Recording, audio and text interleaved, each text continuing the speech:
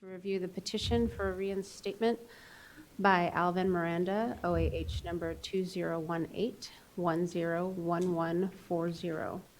My name is Heather Rowan. I'm an administrative law judge. I've been assigned to preside over this matter. Prior to going on the record, we established that there is a quorum of the board this afternoon. May I take the appearance of the Attorney General, please? Stephanie Alamo Latif, Deputy Attorney General, appearing on behalf of the Attorney General pursuant to Business and Professions Code Section 2878.7 and Government Code Section 11522, representing the people of the state of California. Thank you. And Mr. Miranda, you are present and representing yourself today, is that correct? Yes. Thank you.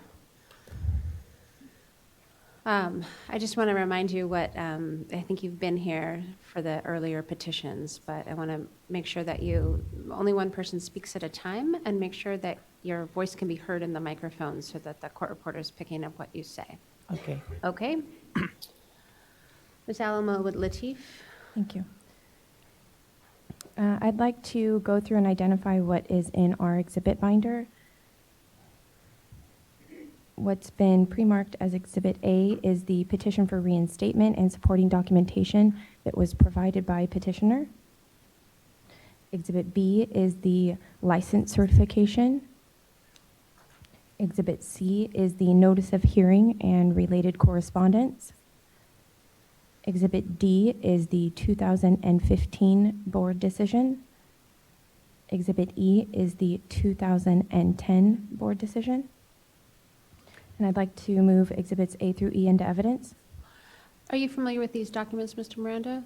Yes, Your Honor. Any objections to any of them? No. A through E are admitted. And a brief background, the board filed the Statement of Issues number VN 2008-88 on July 20th, 2009. The Statement of Issues was based upon a criminal conviction in 2007 for disorderly conduct involving loitering in or about a public toilet for the purpose of engaging in soliciting an lewd act, which was a misdemeanor. On May 24th, 2010, the proposed decision was adopted by the board, granting petitioner a probationary license. The license was placed on 2 years probation beginning on June 23rd, 2010. On July 2nd, 2012, a petition to revoke that probation was filed for failure to meet employment requirements, failure to file written reports, and failure to maintain a valid license. On November 16th, 2012, a default decision and order was adopted due to respondents' failure to file a notice of defense in that case. On December 16th, 2012, the license was revoked. And on December 31st, 2013, the license expired. Petitioner signed this petition for reinstatement in this case on May 25th, 2018. The request for reinstatement is based upon written statements by respondent, certification of completion of a hemodialysis technician certification, and a copy of respondent's certification from Department of Public Health. Because the burden is on the petitioner, I have no further statements, but would reserve the right to ask him questions. Thank you. Mr. Miranda, did you want to make a statement today? Yes. You raise your right hand, please. Do you solemnly swear or affirm under penalty of perjury that the testimony you give today will be the truth, the whole truth, and nothing but the truth? Yes, Your Honor. Thank you. Whenever you're ready. I want to take this opportunity to thank you for giving me a chance to appeal to reinstate my license. This is the first time I've been in this kind of setting. The conviction happened like 2 years after I got here, and I don't know anything about the system, the judicial system in here. And if you're giving me a chance, I will take that opportunity to motivate, as a motivation for me to be a good nurse and to further more of my education, to be more productive part of the healthcare system. That's all. Thank you. Thank you. Ms. Alamo Latif, do you have questions for Mr. Miranda? I do, Your Honor. Go ahead. Thank you. You mentioned that your conviction happened 2 years after you got here. Where did you come from? I was born and raised in the Philippines. So when I got here, I don't have anyone. Like I don't have any friends. So And your petition information says that you couldn't find work as an LVN while on probation. Did you ever have a job at any time as an LVN when you were on probation? yes, during that time, my mom is in and out on the hospital. She had a breast cancer. So I have two jobs during those time. I start my work, my full-time job at 4 a.m. in the morning to 12. And then my other job start at 3 p.m. to 9. So during 12 to 3, I start looking for the LVN job, but I can't find a job. I went for an interview. At first, when I went to interview, I tell them, before the start of the interview, I tell them the probation, that I have this probation. I need to submit the written report. And they told me like, oh, we're in the process of evaluation. You can come back on us when everything is settled. So the second interview that I went, I did a different way. So I let them know me first. So I did the interview first, and they liked me. They liked me. They even offered me like $16 that time.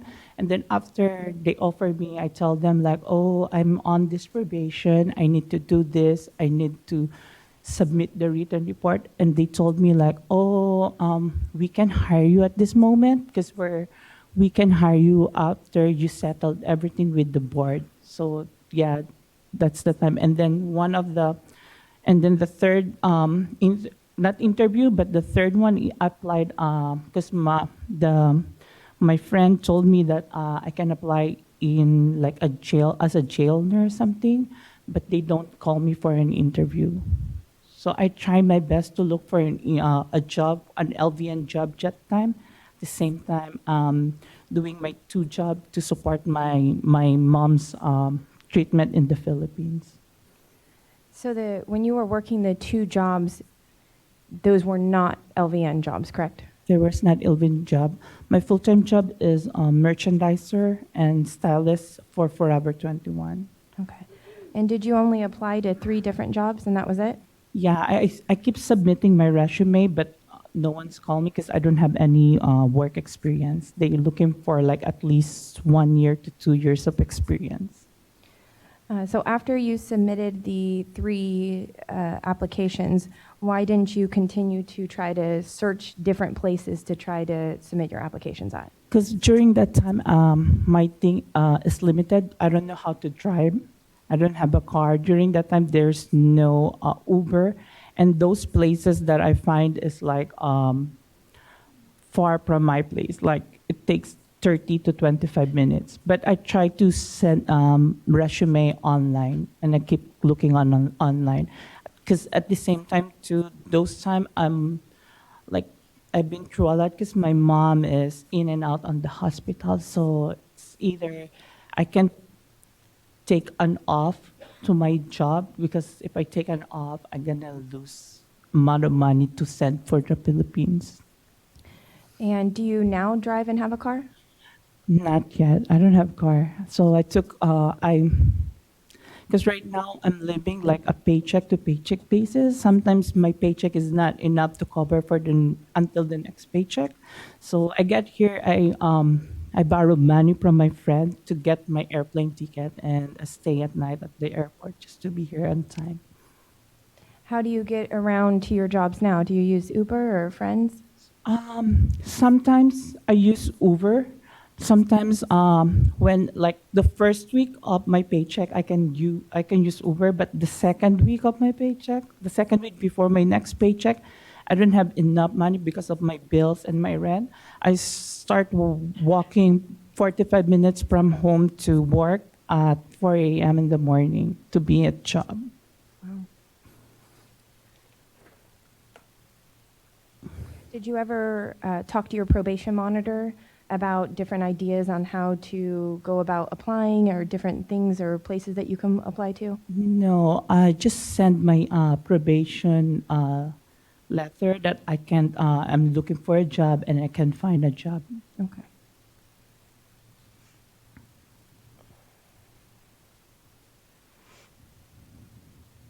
And after you were issued your license and placed on probation, you also failed to submit some written reports to your probation monitor.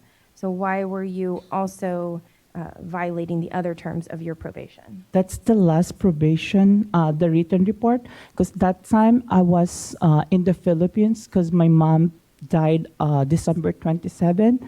And I think it's there's a certain period that you can only send your written report.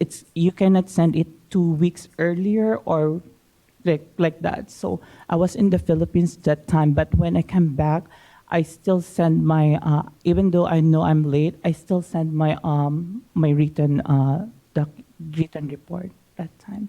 And is that also the reason why you failed to renew your license timely? Yes, because that time I don't have enough money. So instead of instead of renewing my license, I just take that money to go back to Philippines because my mom passed away that time. So Sorry to hear that. Your petition packet shows that you were issued a hemodialysis technician certification from the Department of Public Health in May of 2017. When you were applying for that technician position, certification, did the Department of Public Health deny that for any reason? no, I put them that I'm they ask you, are you convicted of something? I put yes, so they don't deny me.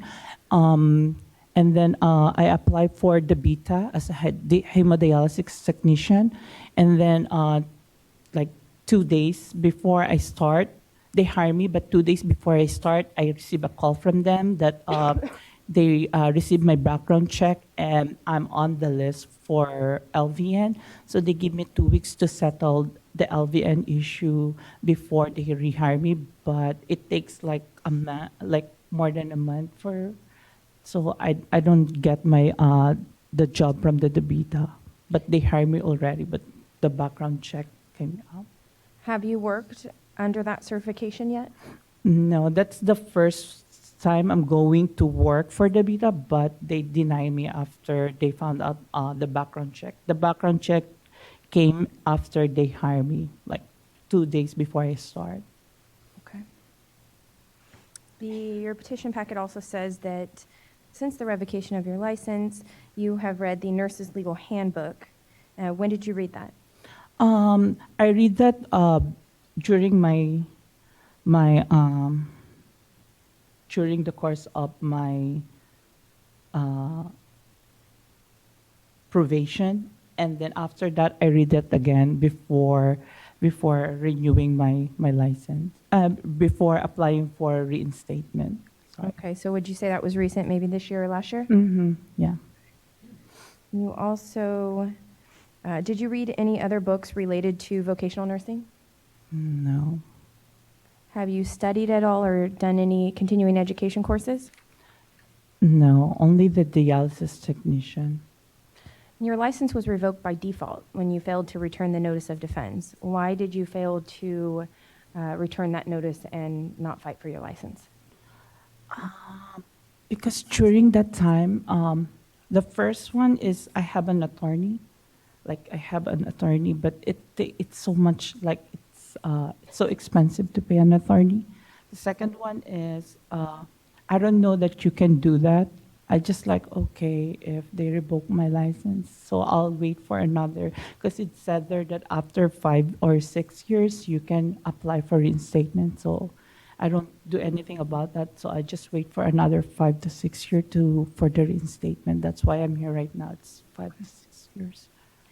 Since you never successfully completed probation, if the board does grant reinstatement of your license, would you be willing to go back on probation and successfully complete probation at that time?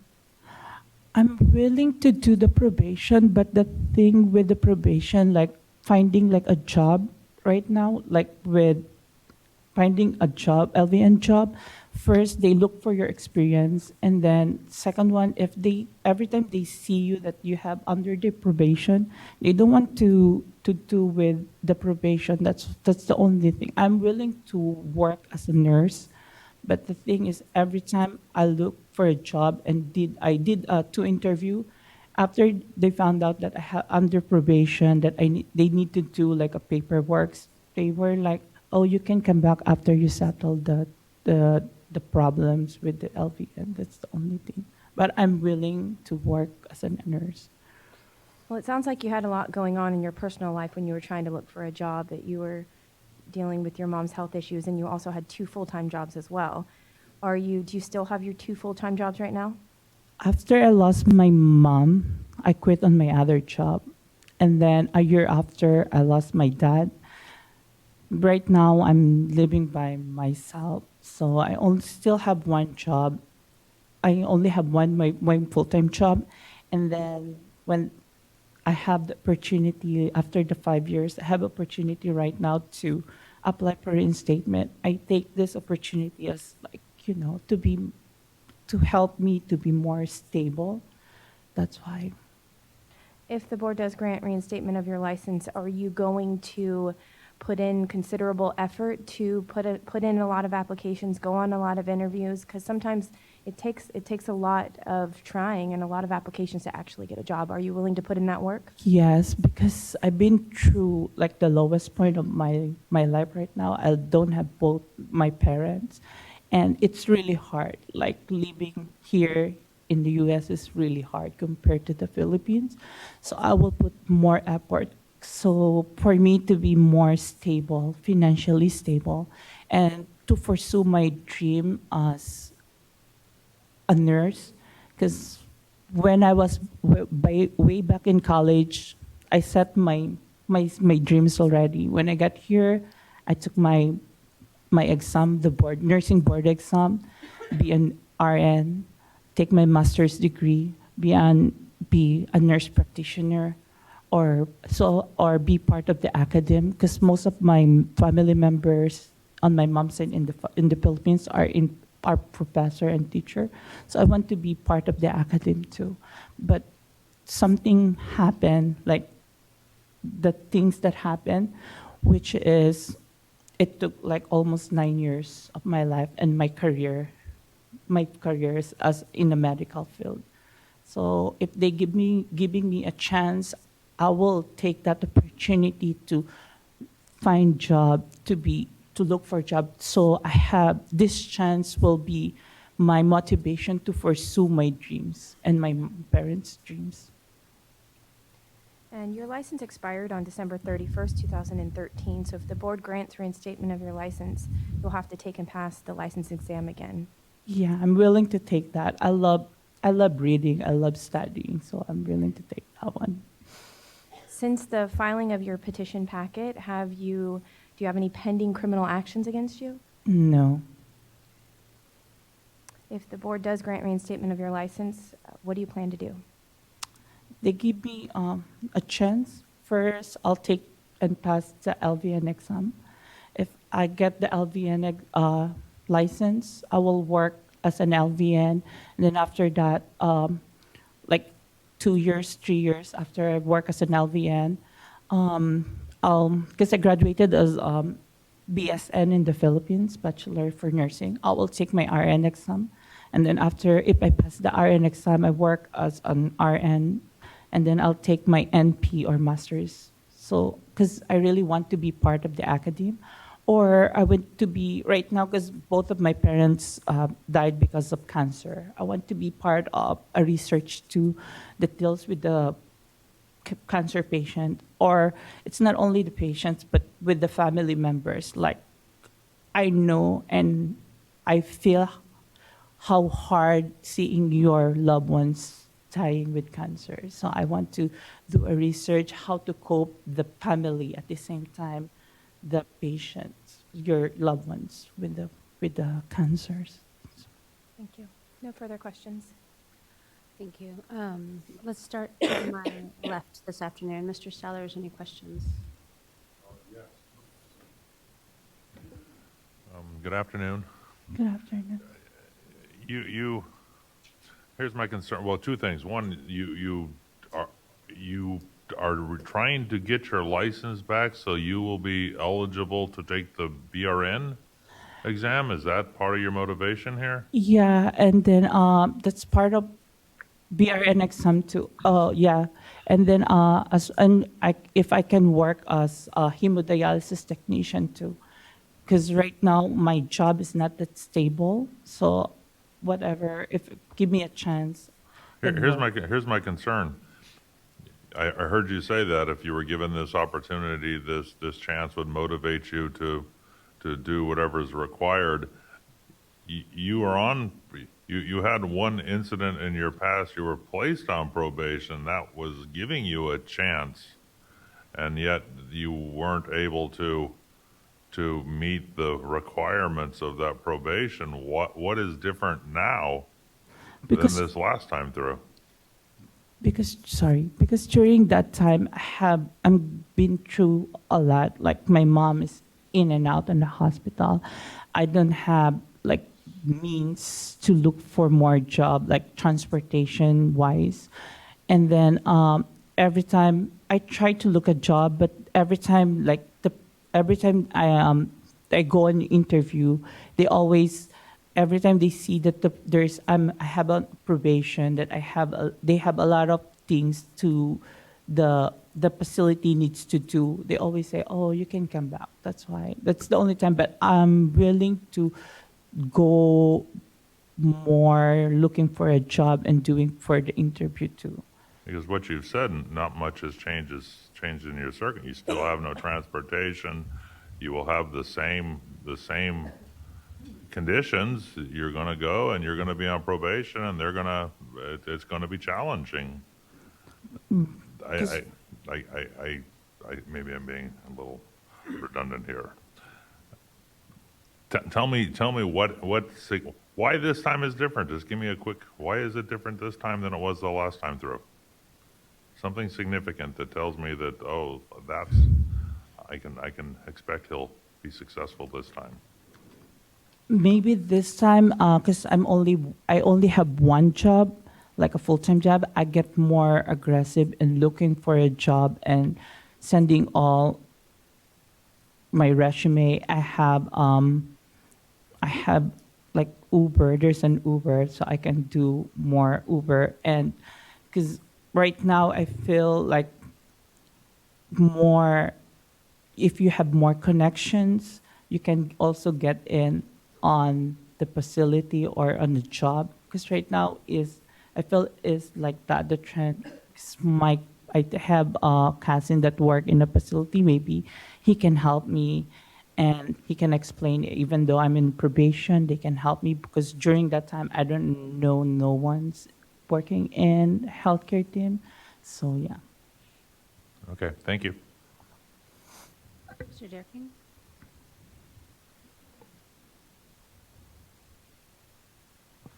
No questions, Your Honor. Thank you. Ms. Amazillo de Herrera? Sorry, that was a butcher, wasn't it? No, it was perfect. Thank you. Good afternoon. Good afternoon. I want to say I'm really sorry what happened with your family, and I understand, things sometimes happen all together.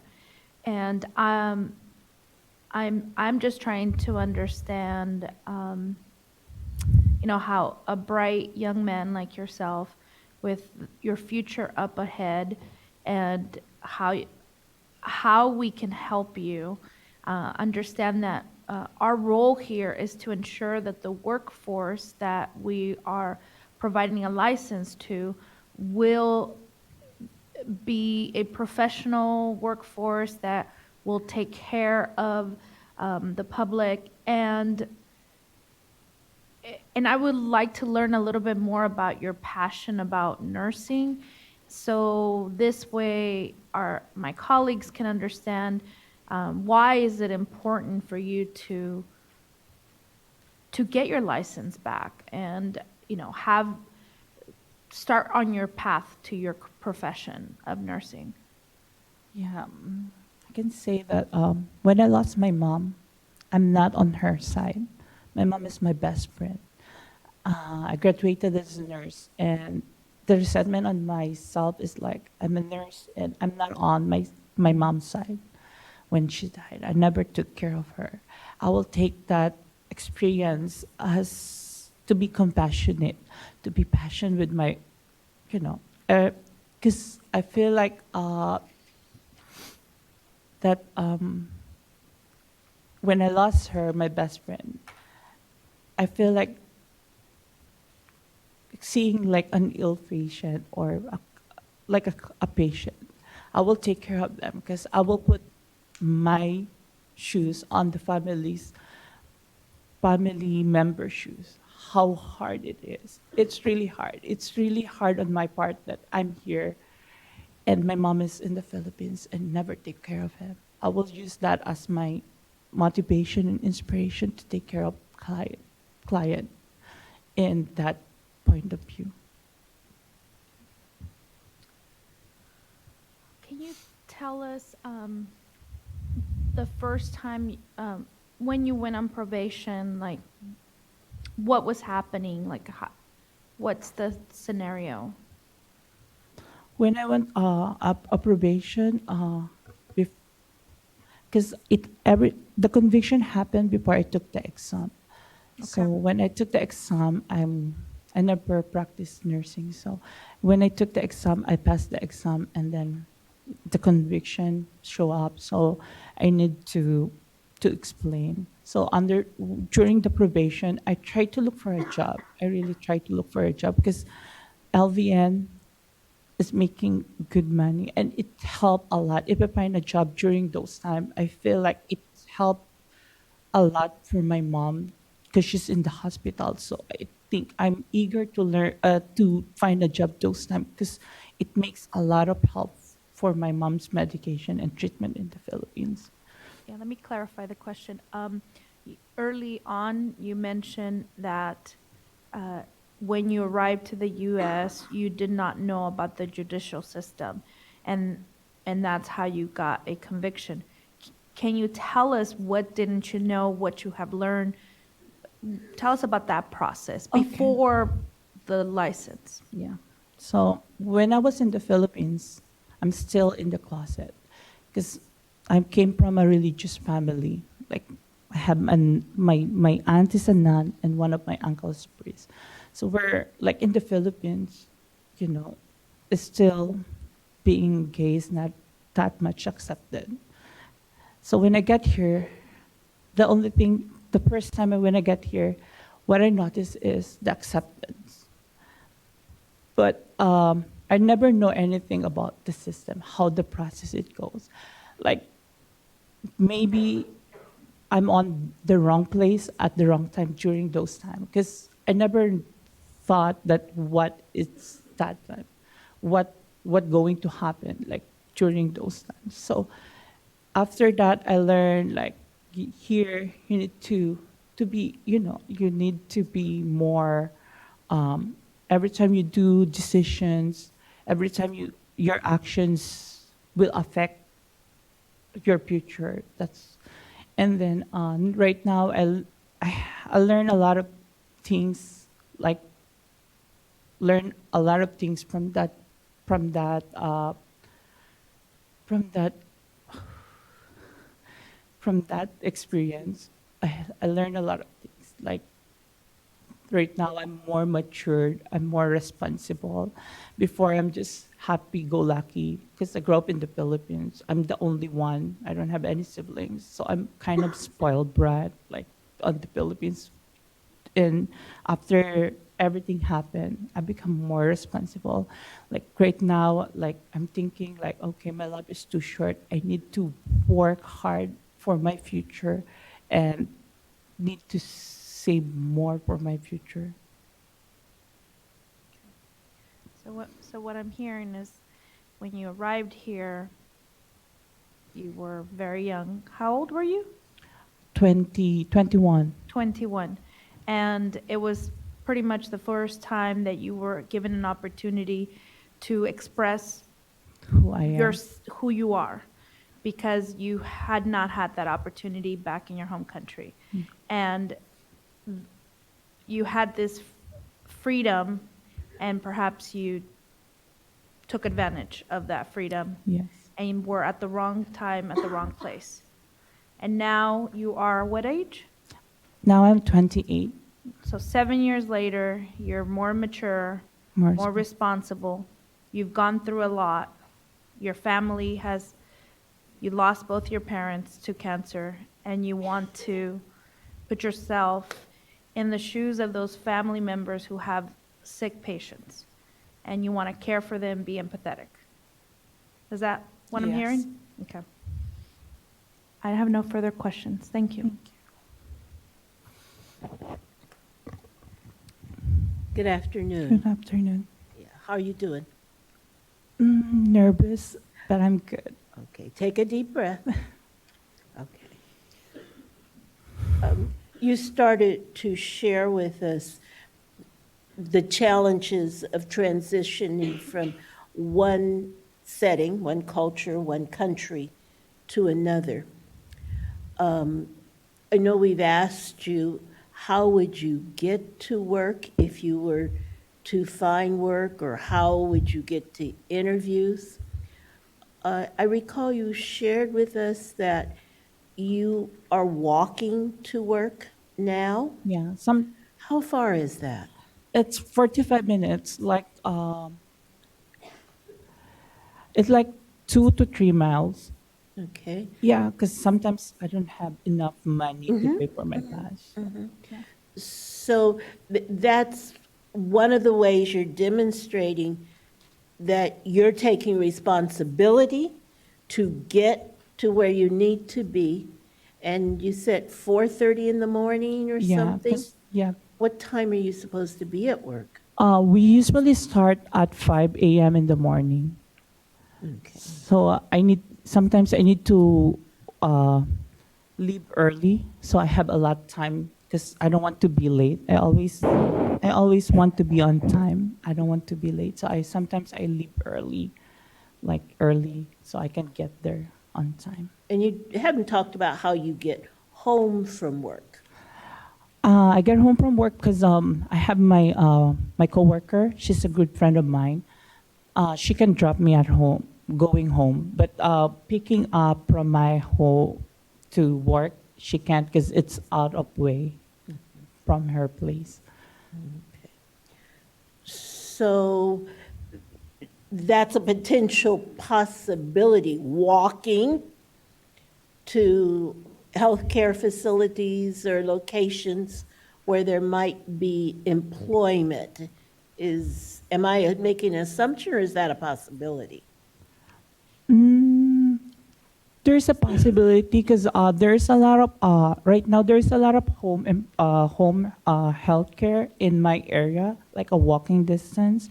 Like there's two blocks away from my house. It's just a brand new, so there is one also, so I can walk. At the same time, I'm planning after this year, I'm gonna try to get my driver's license so I can start driving and So there's no public transportation like buses or, There is public transportation, but like sometimes the bus is the start of the bus is not 24 hours like some area is 24 hours. In our area, it's not until 12 midnight, and after 12 midnight, it runs every 1 hour, and the regular time starts at 6.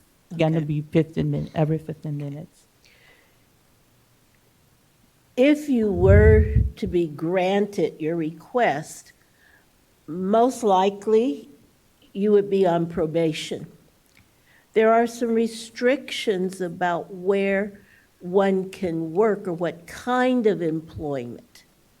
And you mentioned home care. Yeah, home care. Okay, I don't know if you remember what the restriction was around some types of home care. Part of what we do is protect the public, and frequently, some forms of home care, it's the nurse and the patient, and no one there to supervise. Probation requires supervision, so hospitals, clinics, healthcare facilities, etc. If you were to be granted, and we've talked about getting the kind of position, we've talked about getting to work. At this time, do you foresee any other challenges that might be prohibitive or that you would have to work on to fulfill probation? I think the only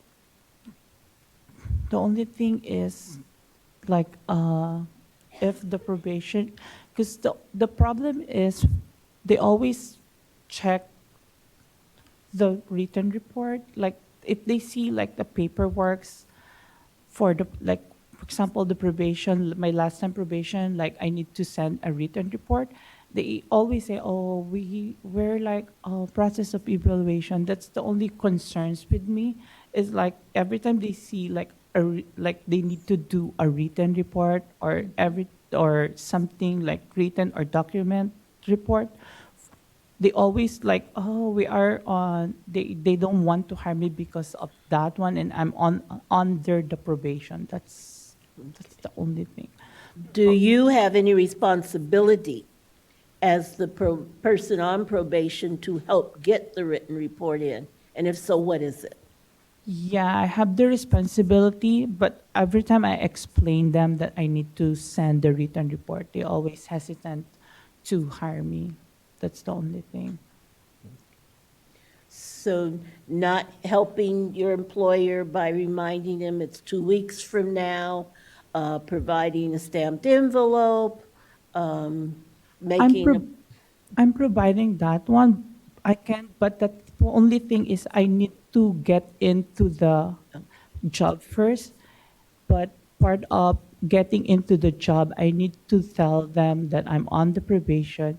It's different if you are in the job already and then you are on probation and you're gonna get like a written report instead of like a fresh, no experience. I don't have experience. One is I don't have any experience like nursing experience. The second one is I'm on their probation. That's why they don't want to hire me, is because like the two things. and the one last thing, if granted, you will have to sit for the exam again. I think that's been said. And your plan to prepare yourself for that exam is? I'm gonna apply online, like online. There's an right now there is an NCLEX LVN online, so I can do that, and then I'll do more readings. I still have my books way back when I was trying to get the RN and LVN or LVN exam this time. So using books from, as you say, way back when, would prepare you for the exam now? That was 2009, 2010. And then I can go to bookstores, because before that, I always go to the bookstore and read the books too. So, Thank you. welcome. Thank you. Any questions, Ms. Mendoza? No questions at this time, thank you. Thank you. Hi, good afternoon. Good afternoon. I appreciate that you're here today, and I appreciate your testimony and the candid nature in which you're speaking to us. I do have a few questions for you, though. I have some concerns. So you have never worked as an LVN, right? No. Never worked. And you said you applied to 3 positions, but then they found out about your probation and they wouldn't hire you. You're also a hemodialysis technician, so I congratulate you on Thank you. continuing your education. But you've never worked as a dialysis tech either. No. You applied to 1 position, but then they found out about your probation. Have you applied to other positions? No, because we have like counselor at the schools where I graduated as hemodialysis technician, and she advised me to settle everything from the LVN before we continue to apply for the dialysis if we want to pursue dialysis technician. And you're currently not working in healthcare at all. You work as a visual merchandiser. Yeah? Yes. So you really don't have hardly any at all, if at all, any experience in healthcare. You went and got your BSN. Congratulations. What year was that when you got your BSN? I got my BSN 2006. Okay. Have you been in contact, I know it was in the Philippines, so have you been in contact with the Board of Registered Nursing here at all? Will they accept your nurses training from the Philippines? During those time, I get they give me permit to take the exam here, and then at the same time, my aunt cousin advised me to also submit my credential to Board of LVN. So either I can take, if they grant me to take the exam, I can take RN or the LVN. So you took LVN instead? I took LVN and RN. I didn't make for the RN. You didn't pass your I RN? didn't pass my RN exam. Have you been in contact with the BRN any after that? Are you planning to sit for them again? Can you retake your exam? I'm planning to sit them again, but I want to settle first my issue with the LVN before I do that. So it's settled already. So it's easy for me to explain that, oh, I have this issue or conviction, or Sure. I'm under probation with the LVN, but I settled that one. So right now I'm trying to take the Board of Registered Nursing. So yeah. So I'm just going to be straightforward with you. In your packet, you say, I did my best to follow the rules and conditions of probation the first time, and I understand that you had some problems finding a job. But then there's things like not turning in a report, which seems like it could have been pretty easy, you know, to fill out a report and drop it in the mail even before you went to the Philippines. And letting your license expire. You must have known that it was going to expire. I mean, I feel like you could have taken some action ahead of time, no? Or was that just not possible? Because in the written report, it should be 2 weeks before the date, the certain date, and it's not 2 weeks. So they said that you cannot send it before earlier. So and my mom's when she passed away, it's an emergency. So I took Sure. the ticket already, and like during those time, all I want is to go back to Of Philippines. That's why. Of course. I know that one is I know that it's my mistake that I don't renew my license. But when I get back here, I even though I know that it's like I passed the date, I still send my report, and then I still renew my license even though it's late. And I'm sorry to hear about your mom. I know you said that that was your best friend, that was the world to you. Did you call your probation monitor and say, hey, I know I have to turn this report in, but I have to go to the Philippines, it's an emergency. Did you communicate with the board at all? No, before I go to Philippines, but I did after I came back. So I call her like, oh, I miss my report, and then I miss my to renew my license, and that's the time she told me like, part of your probation is to have a valid license. That's why I renew my license, and then I still send my report. Got it. So because you don't really have any healthcare experience, you've never worked as a VN, again, as has been said, if the board were to reinstate you, by all assumptions, it would be on probation again. It would be on probation again. It will be, again, hard to find a job. However, we have over 400 probationers. They find jobs. It might not be somewhere that you prefer. It might be a long-term facility. It might be a convalescent home. It's probably not going to be in walking distance from your house. It might be far. Are you prepared to take on that challenge? Yeah, I will prepare to take that challenge. Because all the same challenges you had before, you're going to have again. Is that something you're willing to do? Yeah, I'm willing to do that, so I can be like stable, to find a more stable job. Now, when you were on probation before and the board wanted to revoke your probation, Did you receive that paperwork that they wanted to revoke your probation?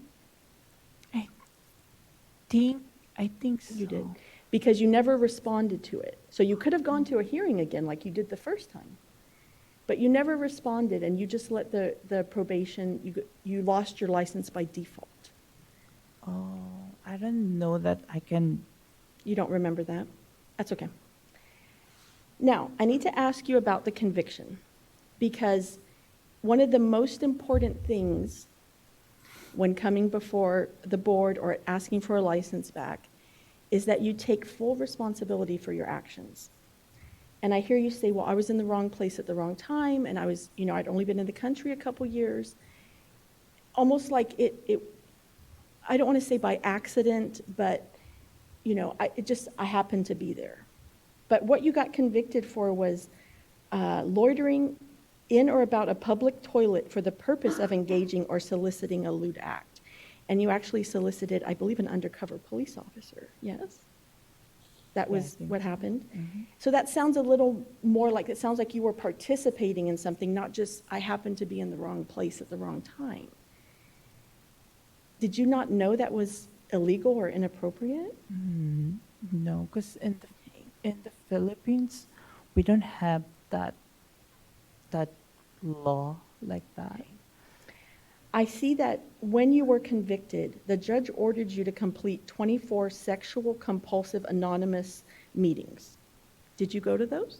Yeah, I finished that within 1 month, so Okay. I can. Because I didn't see any certificate or there's no proof that you went to those, but you did. Yeah, I did. Are you required to register as a sex offender or anything like that? No. Did you learn anything in those sexual compulsion anonymous meetings? Did you learn anything that helped you to understand your behavior better? Yeah, What did you learn? I learned I learned that to accept myself. Okay. I learned how to let other people, especially my family member, accept me as who I am. And because of that one, I learned also there's a proper time and place and for those things, not doing a public thing. And because of that, and right now, I feel I'm more accepted with my family member. Good. And I feel loved by my boyfriend. So I feel Good. more accepted. And that's why, I'm more, I knew who I am. That's why. I'm glad to hear that. Do you continue to go to sexual compulsive anonymous groups? No, not at all. Or continue to have any treatment for any sex addiction or sexual compulsion issues? No. Do you feel you have any of those issues, or that was just a thing one time? That was the court order. Okay. That's why. But I don't feel I need that one. Okay. 'Cause I feel the love now. Okay. Thank you. Thank you. Ms. Carpenter? You've answered most of my questions. Thank you very much. What year did you say you completed your BSN? 2006. How old were you? Wow. I'm turning 21 that time when I take my BSN. Turn 21. Okay. The math doesn't seem to work here. How old now? 28? 28. Okay. Thank you. All right, so you missed turning in one report? You turn in all the rest of the reports? Or was it your first report that was due? I missed the last one because I was in the Philippines because of my mom's. Okay. And the underlying disorderly conduct, it looked to me like that has been expunged. Yes. And, all right, well, I have no further questions. Thank you. Thank you. Anything further from the board? Yes, I have one. Do you want to go first?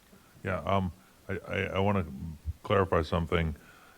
You failed to disclose the conviction when you filled out your application for the board, for the BVNPT, for the Board of Vocational Nurses? Is that, it sounded like you said that you were to be licensed and then they discovered that you had the conviction on your, No, when I applied for the license, I put that I have my conviction.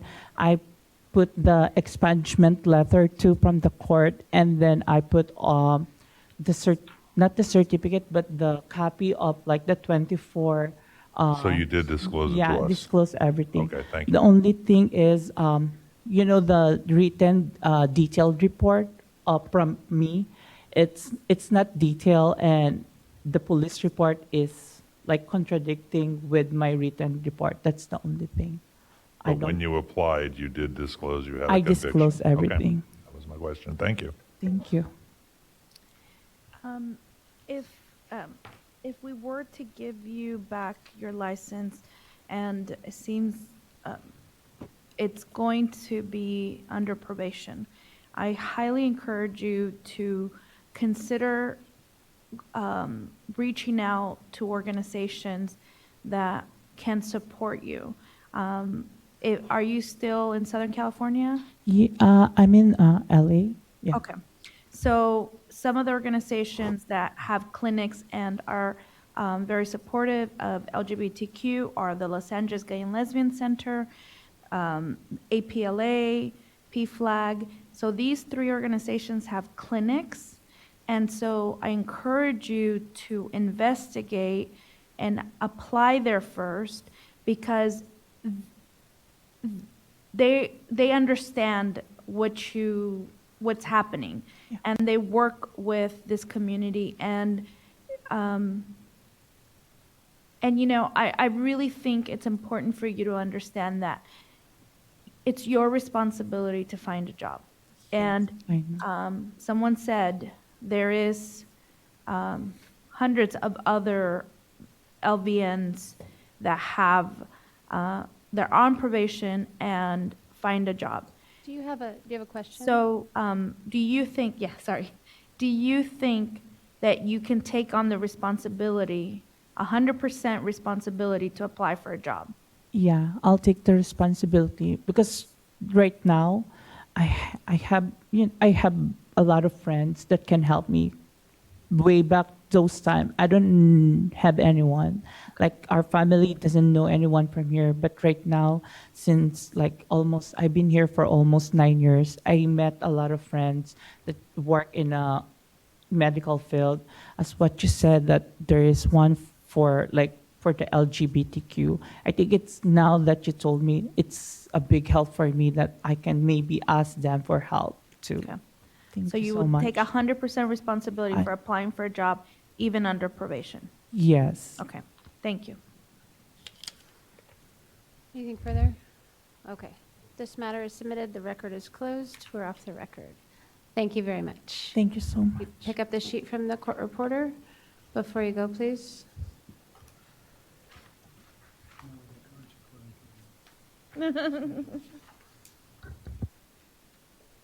Our next petition is Michelle Van Overeem.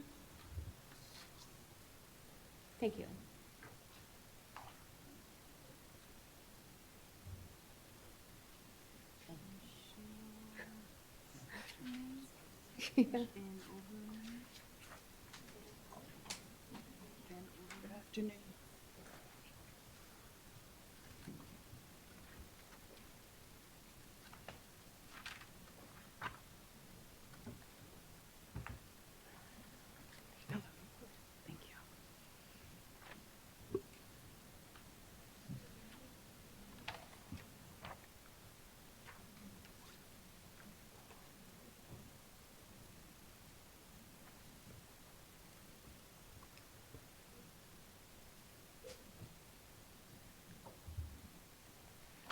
Am I saying your name right? Van Overeem? Yes, ma'am.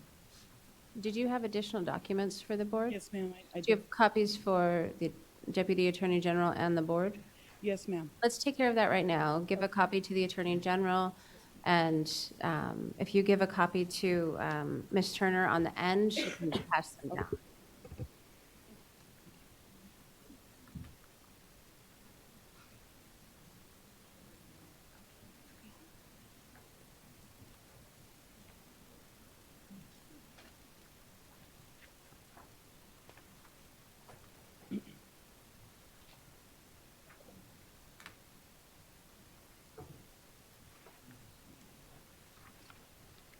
Thank you.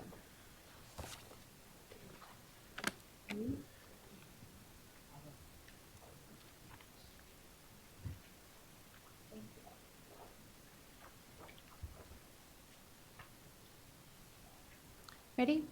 Okay.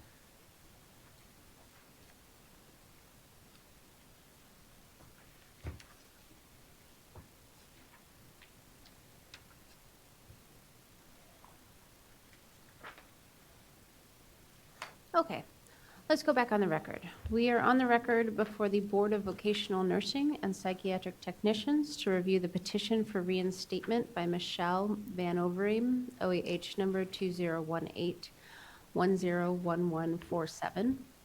My name is Heather Rowan. I'm an administrative law judge with the Office of Administrative Hearings. I've been assigned to preside over this matter.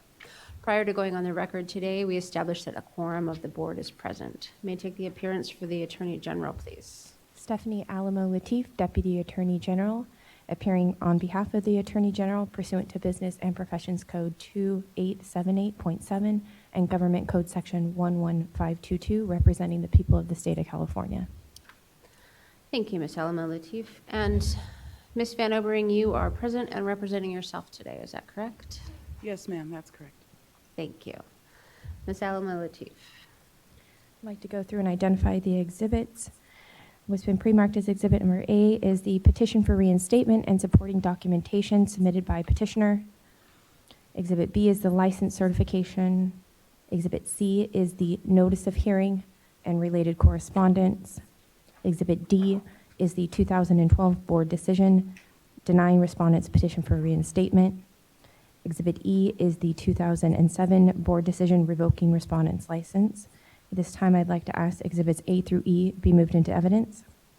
Ms. Van Overeem, are you familiar with these documents? Yes, ma'am. Any objection to my admitting them? No, ma'am. Exhibits A through E are admitted.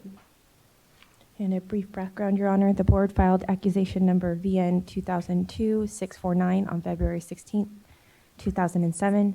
The accusation was based on convictions in August 2003 for forgery and embezzlement, both felonies.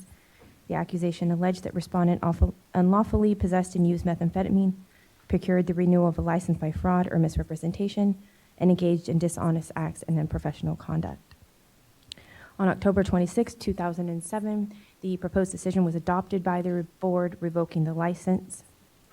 On December 4th, 2007, the petition for reconsideration was denied. And on December 5th, 2007, the license was revoked. On April 30th, 2008, that license expired. On October 17th, 2011, petitioner filed a petition for reinstatement. And on July 5th, 2012, the petition was denied. Petitioner signed the petition for reinstatement in this case on May 18th, 2018. Her request is based upon written statements, a certificate of completion dated April 30th, 2018 for 4 months of outpatient treatment from High Desert Child, Adolescent, and Family Services Center, information related to her employment with LA Westside Tax, and a letter from the GEO Group Incorporated regarding their offer of employment. Because the burden is on the petitioner, I reserve the right to ask her questions. Thank you. Did you want to make a statement, Ms. Van Overeem? Yes, if I can, please. Raise your right hand. Do you solemnly swear or affirm under penalty of perjury that the testimony you give today will be the truth, the whole truth, and nothing but the truth? Yes, ma'am. I Thank do. you. Whenever you're ready. Okay. I'll try to make it brief as I can, but Okay, if you're going to read, I just want to remind you to slow down. Okay. So the court reporter can pick it up. thank you. I am here because I am not going to give up on my dream of being a licensed vocational nurse again someday. I am very humbled and honored to be here today. Thank you to the board and staff for granting me this opportunity. I wrote a statement in my petition already, but I would like to add a few things to it that I wasn't able to. No one else is responsible for the criminal and immoral acts that I have done but myself. I was guilty of all the bad things I have done. Having my LVN license revoked and the time I served in prison was well deserved. I will never stop trying to make amends for all the wrong I have done. I am sorry, and I will continue to be sorry for it. There is no excuse for the things that I have done. Yes, I was under the influence of methamphetamine, but even then I should not have done them. Since then, I have redeveloped myself into a changed person and very productive member of our society. I live my life under the motto of honesty and integrity first, doing the right thing even when no one is looking. Jesus Christ and my family comes first. Long story short, I worked different jobs the past few years. I have worked hard and went to school to get my Class A and B license, and also went to school to become a tax preparer. And I worked for Jackson Hewitt last year as a tax preparer for IRS and California Tax Board. And I do know the full well now the importance of honesty and showing due diligence. I just recently got hired by the County of San Bernardino and work for Omnitrans as a coach operator. And just before that, I worked as a school bus driver.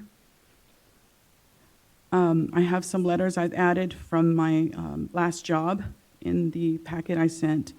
And my sponsor in Narcotics Anonymous wrote a letter also, and from a few family and friends. I am actively involved in the NA, Narcotics Anonymous, and I'm also volunteering to help open the first NA in my hometown of Pinion Hills. I have a huge desire to help others quit using drugs too. I pray the board would grant me the opportunity to reinstate my license again so I can continue my life goal of helping others. I will do anything and everything the board would ask of me to get it back again. I have also completed a voluntary outpatient drug and alcohol program in April, and I'm going to complete the aftercare program November 30th. I don't know where it went to. Oh, I also have a sealed envelope with that information. They gave me a copy and a sealed envelope, so I didn't know if that helps. Anyways, but the copy is in the papers. They gave me both. Sorry, I'm calm down. Okay, and I am in no way done. I will always be an addict. I will always be working on my recovery and continue to go to meetings and help others as I help myself. On July 13th, 2018, I celebrated my 14 years of sobriety, for which I am very proud of. And real quick, I just want to all the students back there, don't ever be in this seat. Don't let your license, don't ever let it go. It's very important, and keep honesty and integrity number one. Good luck to you all. Thank you. Thank you, Ms. McVeigh. I'm going to mark the packet that you've provided, Exhibit F. Ms. Alamo Latif, any objections to this document? Okay, Exhibit F is admitted. Yeah, I do notice that there's some birth dates in here, maybe some other personal identifying information. And as I go through it, my copy is the official copy, so as I go through it, I will redact that personal information for you. Thank you, Your Honor. Do you have questions, Ms. Alamo Latif?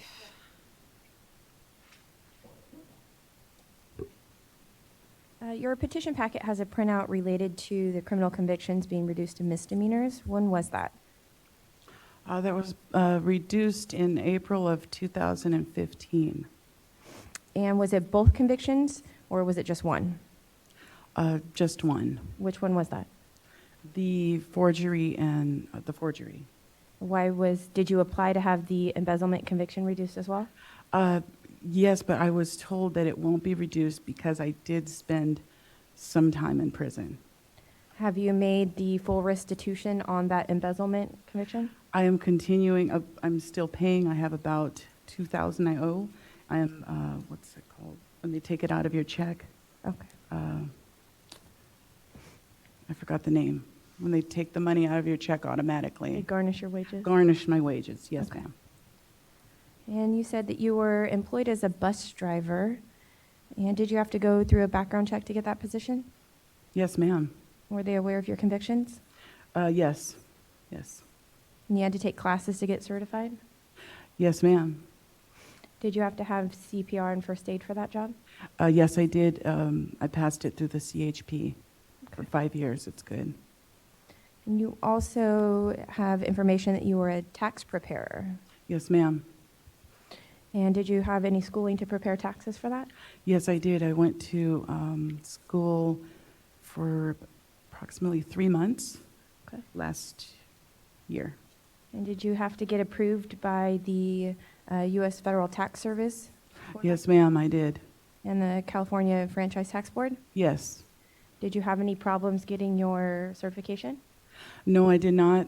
It did state on there, have you had a felony conviction in the last 10 years? And I had not. Okay. And doing taxes, you would obviously have access to people's personal information, their bank account information, their social security numbers. Did you have any issues in that employment position? No, ma'am. I take everything seriously, and especially people's private information. And that's the most sacred thing to have now. If you have of someone's, you do not want to do anything wrong with it. And I have no desire to do that. I do not want to lose my standing. Are you intending to continue the tax preparation job in the next tax season? Yes, I'm thinking about it, maybe going with H&R Block. And you just mentioned that you recently moved to a different job. What's that job currently? It's Omnitrans. It's for the county of San Bernardino, and it's a coach operator, bus driver.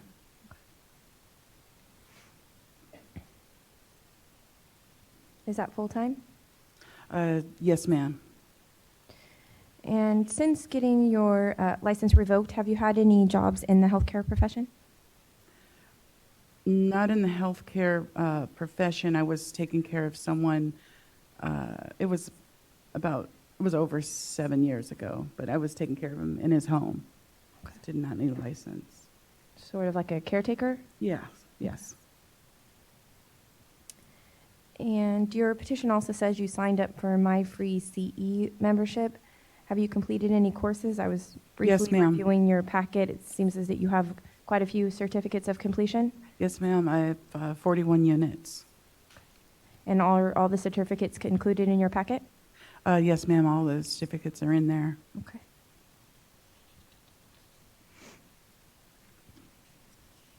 And it looks like you've read a few articles and books.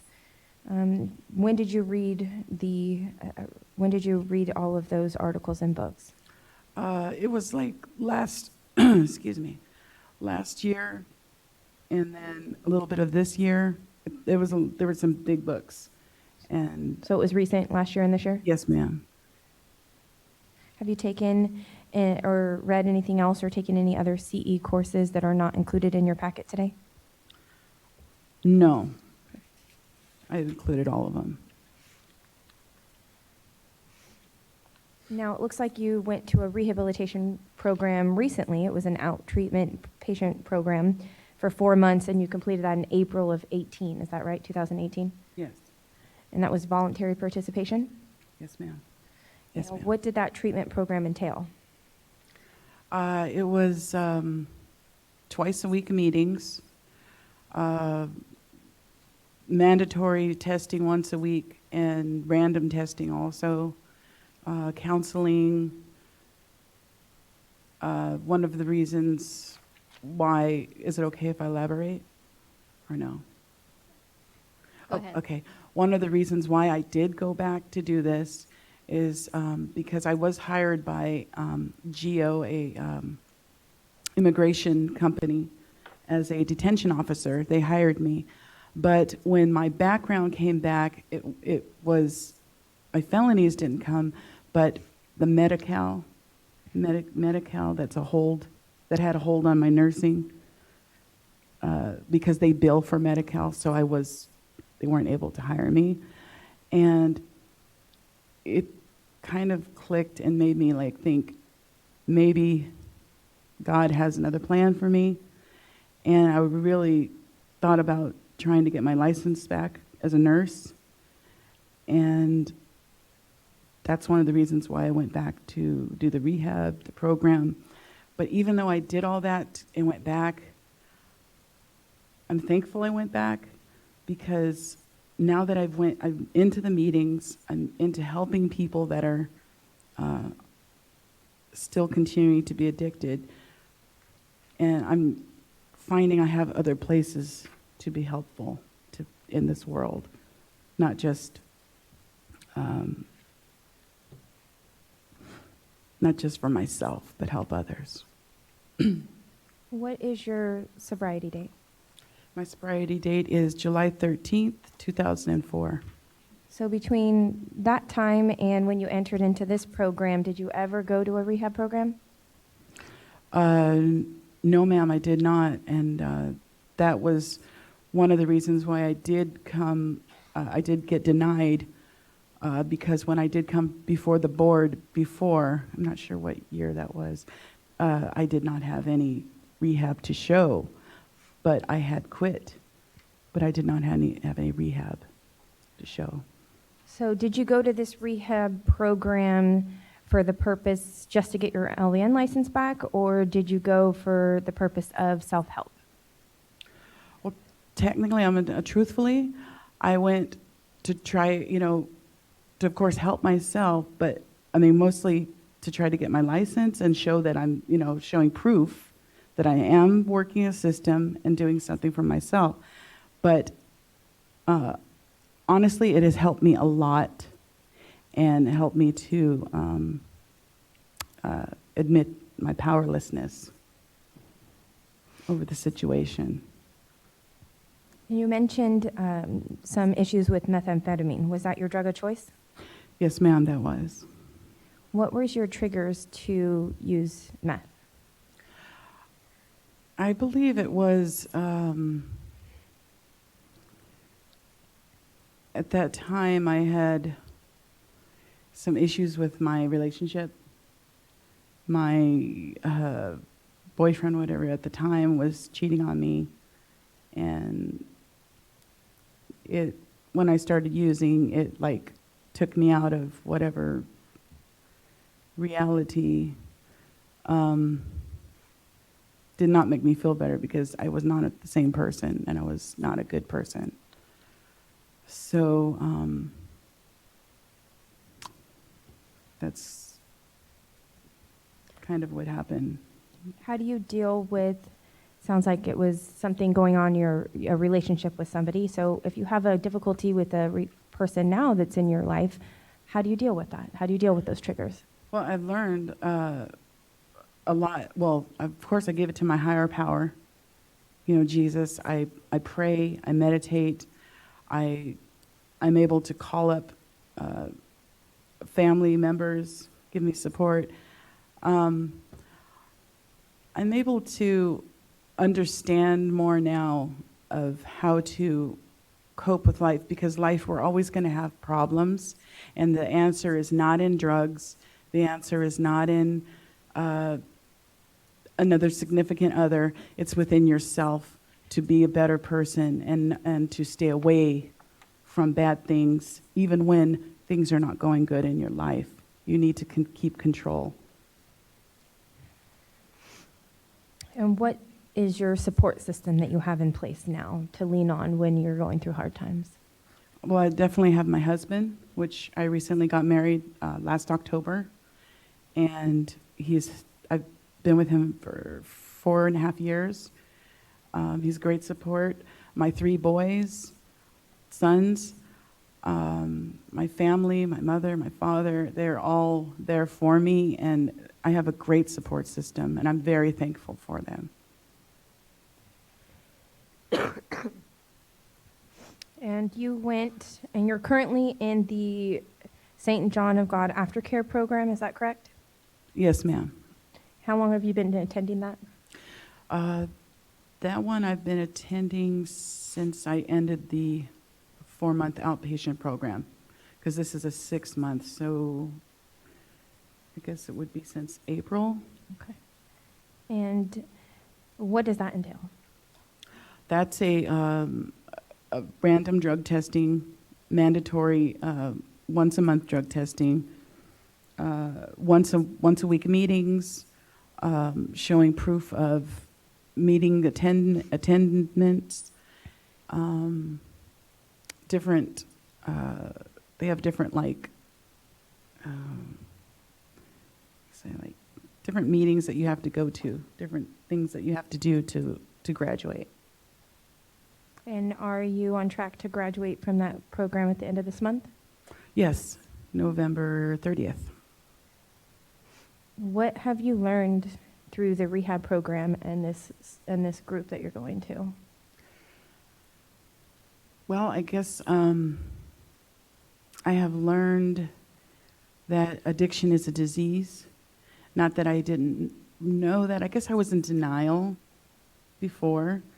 I have been clean for 14 years, but and I had no problem staying clean.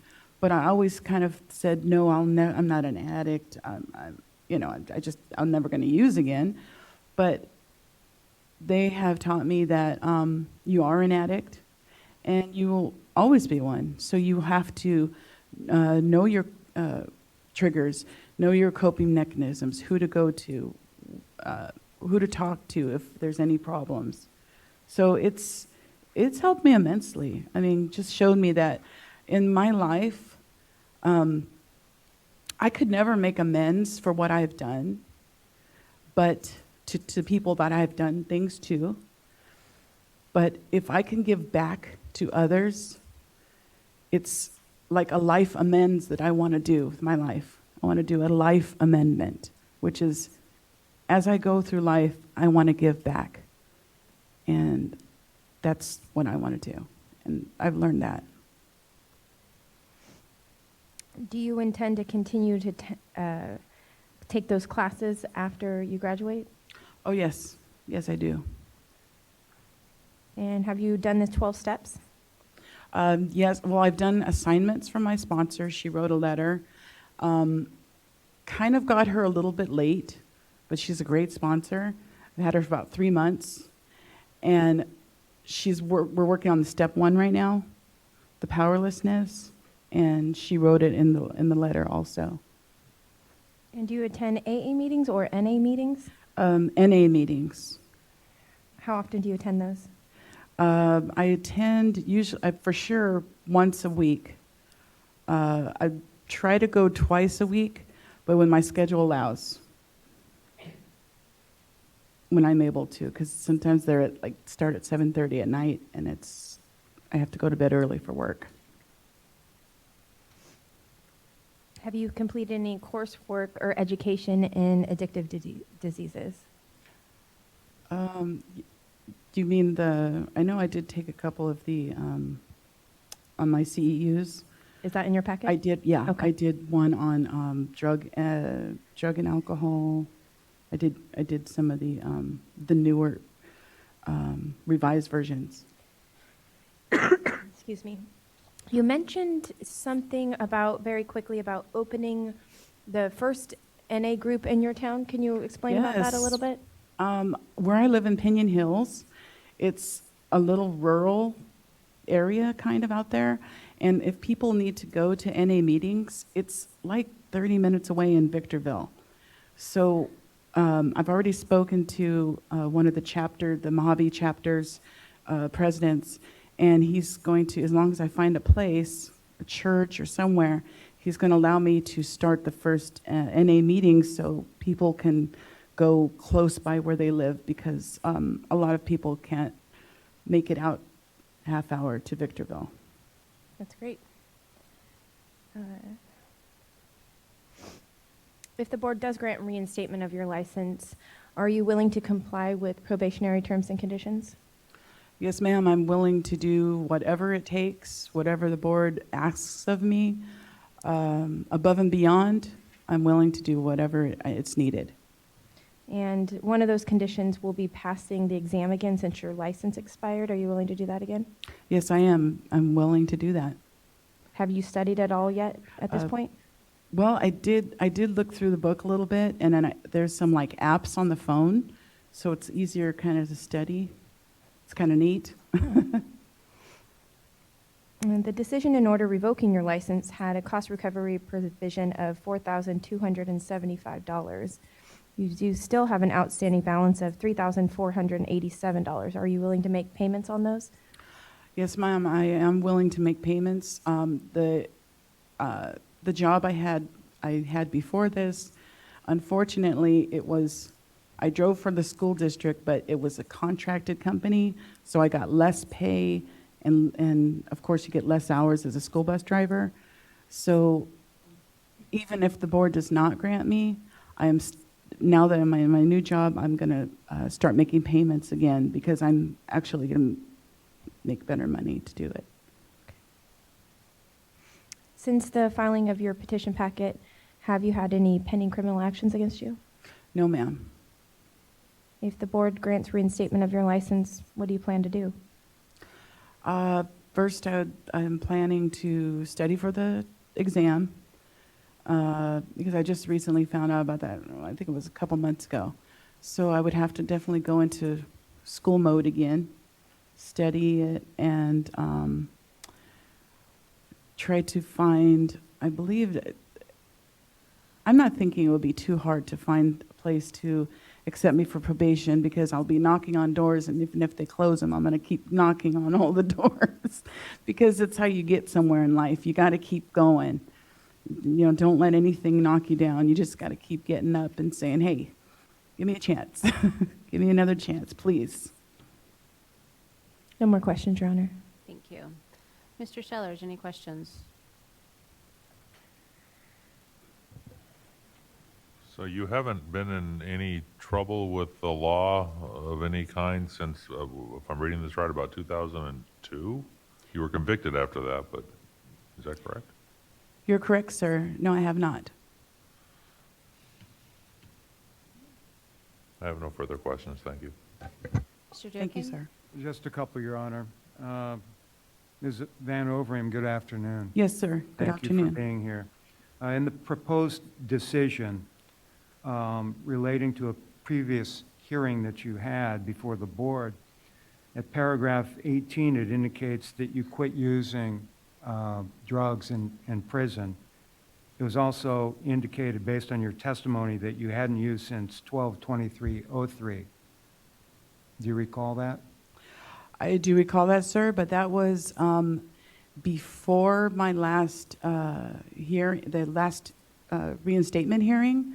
I was not honest back then, and the honest truth was when I went to the reinstatement hearing, I think it was 2011, I did state my date of July 13th, 2004, and so I was not honest in 2007 when I went to the, not the revocation, I think it was the original revocation hearing.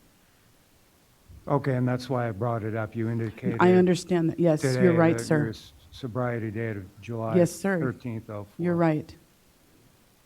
At paragraph 19, you indicated that you do not feel like you deserve to have your license taken away from you at that time.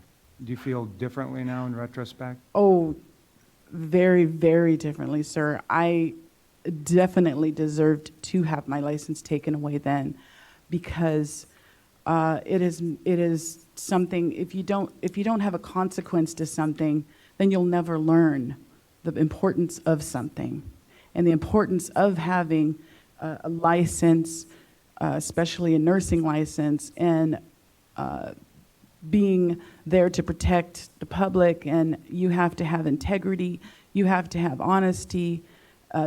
As a nurse, I have learned a lot, and I used to think, well, I wish I didn't get in trouble, but you know what? I'm glad I did, because it's for one, it stopped me from being a worse person, and I did not continue to be a bad person. It's helped me. So I appreciate all the consequences I had received. Okay, thank you. You indicated you have your current sponsor for 3 months, Yes, sir. and before that, did you have a sponsor? I had my cousin. She sponsored me, but it was just mostly talking, helping me. She's over 20-something years clean. Oh, okay, thank you. Not an official sponsor then, but somebody you went to Yes, for sir. support. Yes, sir. Besides, are you still in contact with your cousin who Yes, has sir. a relatively long-term sobriety? Yes, sir. And do you have any other family support for your sobriety? For my sobriety? Yes, uh-huh. Oh, What yes. kind of family support do you have? Oh, yes. I have my husband, my children, my parents, my sister, my brothers, aunts, uncles. I mean, numerous friends that are good friends. One of them wrote a letter. My parents wrote a letter. I have a lot of support, and I am very appreciative of it all. I thank God for them. All right, thank you. Nothing further, Your Honor. Thank you so much for coming today. Thank you. At this time, I just want to congratulate you for all the work you have done, and thank you for coming and speaking to us. Thank you very much. No questions? Thank you. No questions, thank you. Thank you, ma'am. Good afternoon. Hello. Just quickly, I'm Sure. trying to sort out these convictions. Yes. 2003 were both your forgery and embezzlement convictions? Yes, ma'am. So the forgery was printing fake money Yes, or ma'am. counterfeiting money and trying to pass a $50 bill, is that correct or no? No, ma'am. I saw something like that. I And never- something about having personal information from the residents, from the place you worked on your computer. That was part of the forgery too? No, ma'am. At the time, I had this friend that was a nurse. I wasn't, but it still is just bad enough. It's bad enough that she gave me information about that she had on her patients. So And- you were working at Sterling Commons? Or No, no, that- she did. Your friend was She working was. at Sterling Yes, Commons? yes, ma'am. And gave you the information on Yes, them? ma'am. And there was 2 forged checks? Of a Yes, patient ma'am. account? Yes, I did. They weren't my patients, they were hers, but it's still just as bad. And then counterfeiting the money?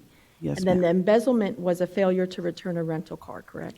Yes, ma'am, that was, well, my ex was in it, found in it, and if I had just, the cops informed me, if I had just told on him and reported it stolen, I wouldn't have gotten in trouble for it, but that's neither here nor there.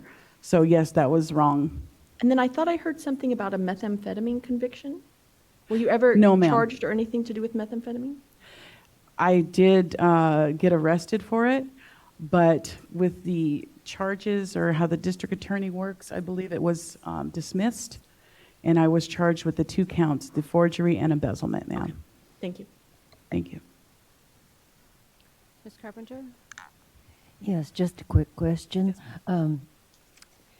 Medi-Cal has a hold on your working anywhere that bills Medi-Cal. Isn't that going to make it very difficult? I mean, doesn't almost every facility bill Medi-Cal? I believe it gets what's the word? If the board puts me on probation, it gets opened or something, because it's through the nursing board. So it's, It has excuse no- me, it's possible that hold would be removed if you were to reacquire your license? Oh, that hold would totally be removed if I did reacquire my license or even get probation, because that's what's holding it. Okay, thank you. Thank you. Good afternoon. So there was also a charge relating to, or a problem relating to your CLE requirements, continuing, well, that would be continuing legal education. Let's say continuing education requirements. Yeah.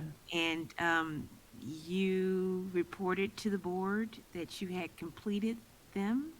Is that correct? But you had not? Or what was- Yes, no, I had completed them. Some of them, I'm being totally honest here because I don't lie.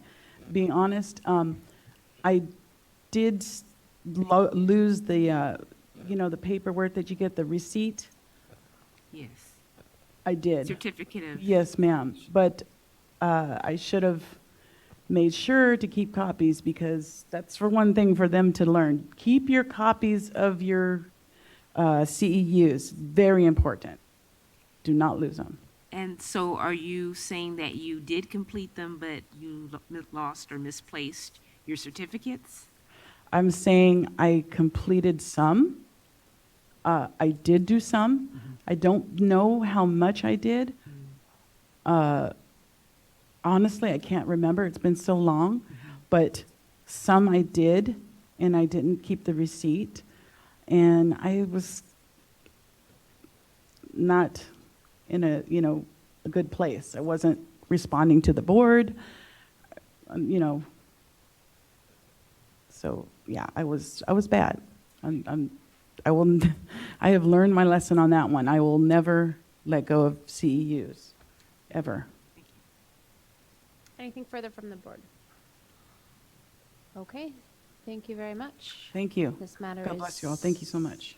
This matter is submitted. The record is closed. We're off the record. Ms. Van Overing, before you leave, make sure to pick up your paper from the court reporter. Yes, thank you very much. Thank you very much. Our next petitioner is Lakeisha Lawson.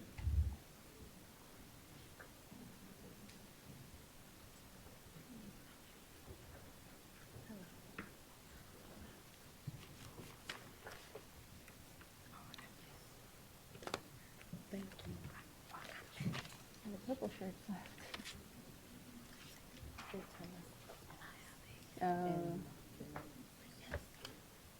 Right. It's the original.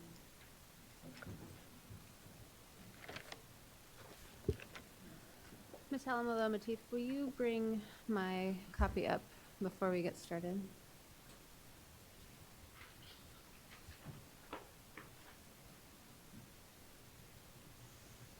Thank you.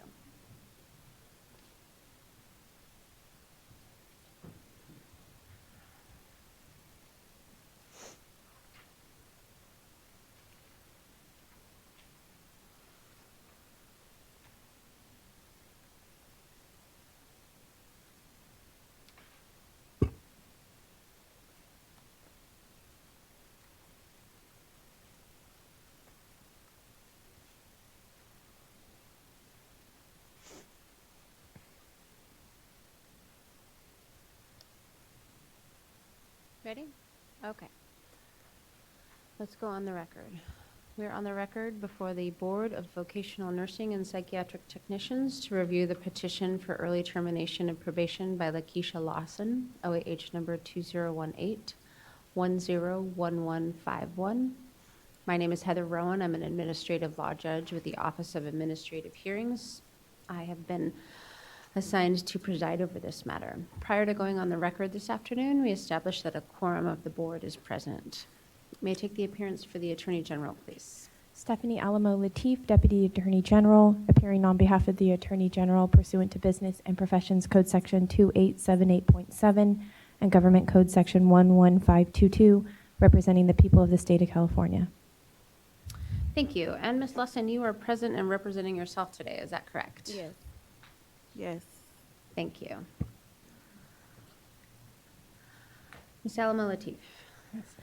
I'd like to go through and identify the exhibit binder. What's been pre-marked as Exhibit A is the petition probation report prepared by the board staff members. Exhibit B is the petition for early termination of probation and supporting documentation. Exhibit C is the license certification. Exhibit D is the notice of hearing and related correspondence. Exhibit E are the quarterly reports and work performance evaluations. Exhibit F is the probation education course certificates. Exhibit G is the support group attendance materials. Exhibit H is the probation correspondence with petitioner. Exhibit I is the 2017 board decision extending probation for additional year. Exhibit J is the 2015 board decision placing the license on probation for 3 years. Exhibit K is the 2012 board decision denying the petition for reinstatement. And Exhibit L is the 2007 default decision revoking the license. I'd like to move Exhibits A through L into evidence. Ms. Lawson, are you familiar with the documents that the Attorney General has labeled A through L? Yes. Do you have any objections to these documents? No. A through L are admitted.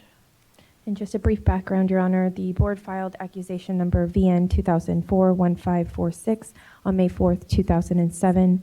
The accusation was based upon criminal convictions in 2003 and 2006 for DUIs and conviction in 2004 for disturbing the peace. And the accusation was also based upon dangerous use of alcohol. Effective August 18, 2007, that license was revoked by default decision. On July 5, 2012, a petition for reinstatement was denied. On June 18, 2015, a petition for reinstatement was granted, and that license was placed on 3 years probation. On March 28, 2017, a petition to revoke probation was filed. And on September 27, 2017, a decision was adopted extending that probation for an additional year. Petitioner signed the petition for reinstatement in this case on May 12, 2018. Her request is based upon written statements, a certificate of release or discharge from active duty, a completion letter for completing drinking driver program, a completion letter for an outpatient treatment program from Mosley Counseling Centers, a certificate of a BA and degree in sociology from California State University, Dominguez Hills, a certificate of Master's of Science in Nursing from Charles Drew University of Medicine and Science, a printout from Net CE of completion of CE hours, LA County Superior Court expungement paperwork dated 2014, a certificate of completion for EKG interpretation, and various other certificates of completions, and a substance abuse evaluation dated April 7th, 2017. And because the burden is on petitioner, I have no further statements at this time, but I'd reserve the right to ask her questions. Thank you. Ms. Lawson, did you want to make a statement today? That's yes or no? Yes. I'm Raise your sorry. right hand, please. Do you solemnly swear or affirm, under penalty of perjury, that the testimony you give today will be the truth, the whole truth, and nothing but the truth? Yes, Thank you. Whenever you're ready. I do have documents that I would like to give the board. It's just a reference letter from my current employer. Did you provide that to Ms. Alama Latif? No. Okay, why don't you give her one?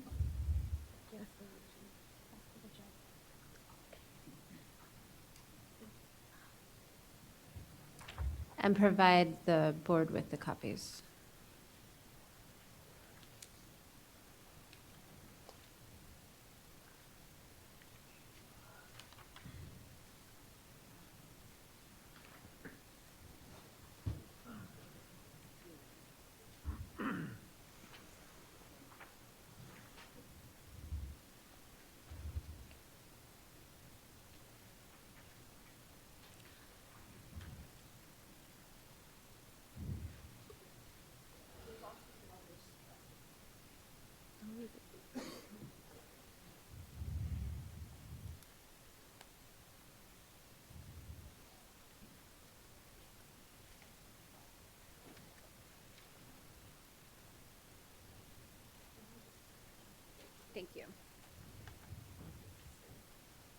I just have the original. Whenever you're ready, Ms. Lawson. Okay, hello. My name is Lakeisha Lawson. I'm here petitioning for early termination of probation, or at least termination of probation at my 3-year mark, which is May 2019. I'm petitioning because I just want to be able to move forward in my life right now. I want to be a candidate for more job opportunities without restrictions. I want to move forward with my RN application. Right now, I've been denied my application with the BRN, but I am able to test for my NCLEX pending a stipulated agreement with the BRN and the outcome of this matter. I would like to also continue my education and more, so that's why I'm here. Thank you, Ms. Lawson. Ms. Alama Latif, your questions. Thank you. With your petition packet, you submitted some dismissal paperwork showing some expungements for convictions. Do you know what convictions those were for? What excuse me? The dismissals of the convictions, the expungements, the paperwork you submitted? What Yes. convictions were those for? I've gotten both DUIs expunged, disturbing the peace. I've gotten all my convictions expunged for the exception of a driving on a suspended license. Okay.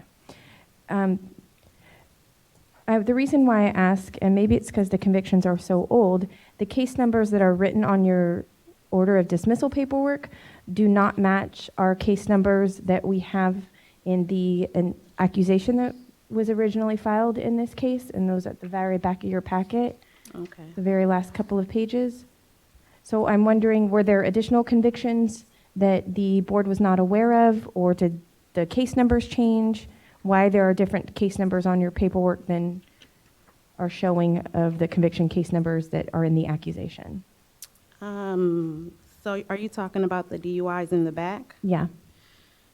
I don't think I've submitted that paperwork. I submitted expungement paperwork in regards to the disturbing the peace in Torrance.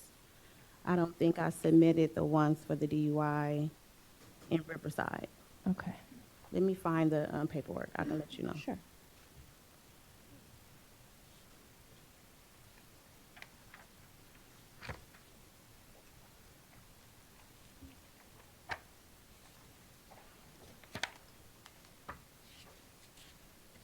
That's B17 on your copy.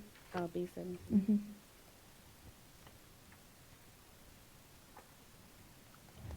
Oh, this is right here. This is only, oh, okay, this one right here is a disturbing the peace. So this is not in my original paperwork for my very first case with the board. I don't know if you get me. Like, this happened after my license was revoked. So this was the second time around. Okay, I'm looking at the accusation that we just looked at, and there was a charge of disturbing the peace, and it has a different case number. So did you have a second conviction? Yes, So you had 2 disturbing the peace convictions? yes. Got you. So this was the second one. So this one that we have listed in the accusation, that one was not expunged? It was. Okay. I believe it was. I'm not sure. I know for sure the 2 DUIs was expunged. This disturbing the peace. And I believe that the one in Riverside was expunged, which is the one I don't have the paperwork for. So the one that we show on the accusation, it was a 2004 conviction for disturbing the peace. When did you get a second conviction? In 2008. Okay. And the other side of that dismissal paperwork shows the second case. Do you know what that was for? This is for, B17 is for a driving on suspended license. Okay. B18 is the disturbing the peace. And you are representing today that your 2 DUI convictions have been expunged, you just did not submit that paperwork? Yes. Okay. Thank you.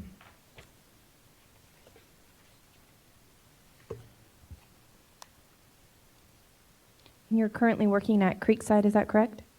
Yes, I work there part-time, but I'm working at Calamasa as well. I just gave them a reference letter from my DON. Perfect. And what are your duties and functions there? Does it describe in this letter? It doesn't describe in detail. I'm just a charge nurse. I pass medications, do assessments, doctor orders, just daily nursing duties that a charge nurse would do. And you are a charge nurse there? Yes. Okay. And you mentioned that you are in the process of trying to get your RN license as well? Yes. Okay. And you've taken that test already? No, I actually scheduled my test for January 10th. I'm not able, they denied my license, but they're giving me the opportunity to take the test. Okay. Also in your packet, you have a certificate of release or discharge from active duty from the U.S. Marine Corps. When was that? I was in the Marine Corps from 2001 to 2004. Thank you for your service. Are you still in the reserves now at all? No, not at all. Okay. And you went to a rehab program from 2012 to 13, is that correct? Yes. What can you explain a little bit about that rehab program? I went to that rehab program after I was denied reinstatement of my license. I actually went into that program because I was trying to figure out what I had did wrong, because, you know, the board said that I didn't take my alcohol problem seriously. So I just did self-reflection, and I wanted to get into a program so I can understand alcoholism. What is an alcoholic? You know, the just different terminology within for alcohol, because at that point I didn't think I was an alcoholic. I was just thinking, you know, hey, I was drinking and driving, that's it. So I entered into a program where I got one-to-one counseling. You know, we did some group here and there, and I was able to figure out what I needed to do to get my life going in the right direction. Do you believe you're an alcoholic? At this point, I don't believe that I'm an alcoholic. I believe that I abuse alcohol. I have a problem with alcohol, but my personal definition of an alcoholic is someone who needs to drink. I didn't need a drink. I didn't need to drink every day. So I don't look at myself as an alcoholic now. Do you still drink? No, not at all. And what's your sobriety date? August 1st, 2012. Do you go to AA meetings at all? I do AA meetings in person, and I do AA online. And was the AA meetings required as a condition of your probation? Yes. What have you learned through those AA meetings? Well, I've learned that, you know, you don't have to need a drink to have a problem with alcohol, because at one point in my life, I was having a problem with alcohol. I couldn't control my behavior while under the influence. I didn't drink every day, but I just used it to excess. And I wasn't making the right decisions back then. So through AA, I realized that I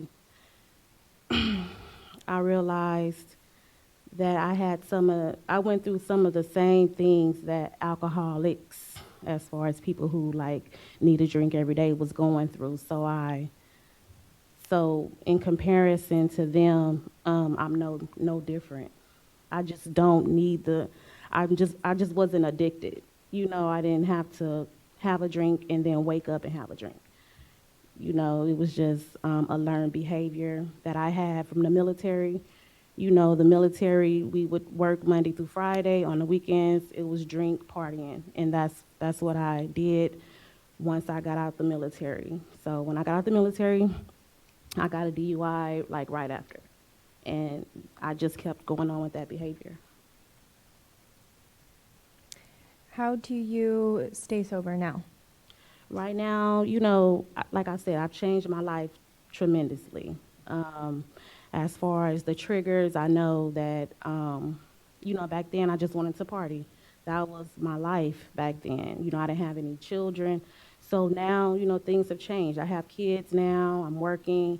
A lot of things have changed. I'm older. I have more knowledge about, alcohol and alcohol use, abuse, social drinkers, all that. So, I've just pretty much changed. My life is different. I'm older.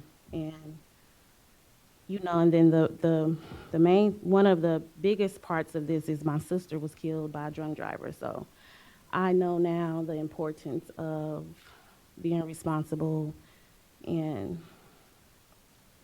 not letting alcohol control you, control your life and decisions. Do you have a support system in place? Yes, I have my family, I have friends, I do have a sponsor that I keep in contact with. And like I said, I do the AA online. That gives me some type of peace. I go to AA meetings every now and then within at like a location. I go to church on Sundays. I pray. I have support all around me. My coworkers, just everybody around me who love me, they support me. How often do you go to AA meetings? I go to AAs for the board. I go to AAs once a week, or I can do it online. So I just go maybe once or twice a week, depending on the week and what I have going on. If the board grants early termination of your probation, do you intend to still go to AA meetings or participate in that program? Most definitely. I would do the AAs online. I really enjoy that. It's a place where we can do discussion and, they receive your message and I give a message, they receive it, I get feedback. So I really enjoy that. We talk amongst like a chat. So I would definitely continue to do that. I'm not sure AA per se in the location, but maybe so. If I'm having some type of issues, I would definitely reach out. I have, friends who's dealing with kind of the same issues. So yeah, definitely. You mentioned you have a sponsor. Have you worked the 12 steps? I have not worked the 12 steps. And that's my dilemma. Even when I share my story on AA, I just always say what is alcoholic? Am I really an alcoholic because I don't need a drink? I do. When I was drinking, I did drink into excess, but I have to get that figured out within my head. Am I an alcoholic? Am I not? But the drinking is over for me. I know that my abuse with alcohol, I can't handle it. So I just stay away from it. That's not something that I want to do. Since getting your license back in 2015, there was a petition to revoke probation filed for noncompliance with probation for various different reasons, including failing to submit timely reports, failing to submit proof of attendance of addictive behavior support groups, failure to call in to Famitech on 74 occasions, and failure to submit biological fluid tests on 8 occasions. After there was an extension for another year, and we settled, the board settled with you on that and gave you another chance, we still have some additional violations. So we have failure to submit timely work performance evaluations 9 days late, failure to timely submit proof of addictive behavior support groups 9 days late, and failure to call into Famitech on 24 occasions, and failure to submit a biological fluid test on 1 occasion. Okay. So you're still not in compliant with probation, so why do you think that the board should grant early termination if you have not successfully completed it yet? Okay, so first and foremost, this probation is very, very hard. It's very, very hard for me. But in the beginning, me and my monitor, we had some communication issues. I was having financial issues. I sent her paperwork. It was a point where I couldn't really get in contact with her.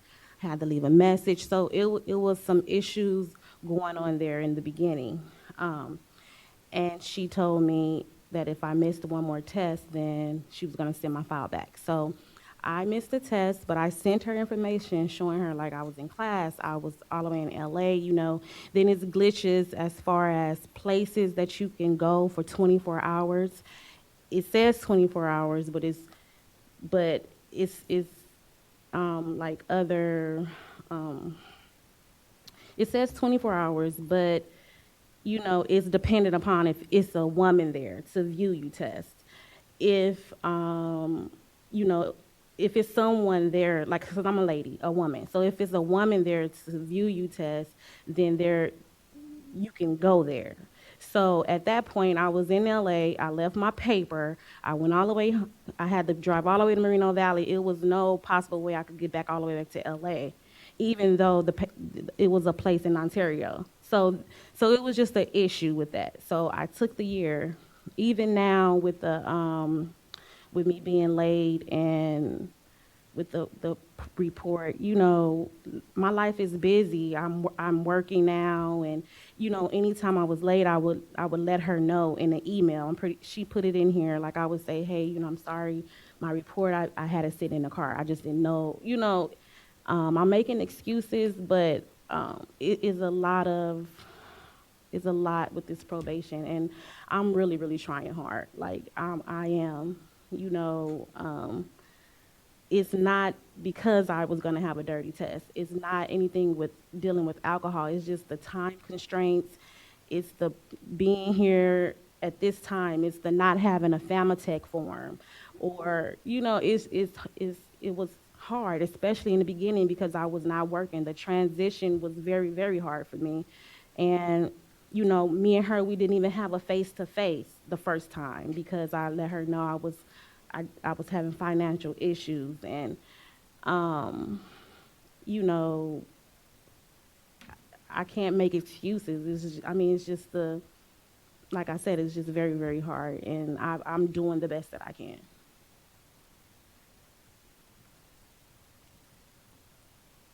Since the filing of your petition packet, have you been charged with any criminal actions? No. If the board grants early termination of your probation, what do you plan to do? Well, I plan on going back to school. If I get my RN, I definitely want to go back to school and pursue either my NP or my DNP. I wouldn't mind getting into teaching, you know, doing things that I can't do under restriction. I can't do home care. Just having opportunity, you know, it's very hard on restriction to do a lot of things, and then the wait to get approved for a job is a wait. So, I mean, I just want the restraints off of me. I want to be able to move forward. I don't feel like, you know, I'm a threat to the public.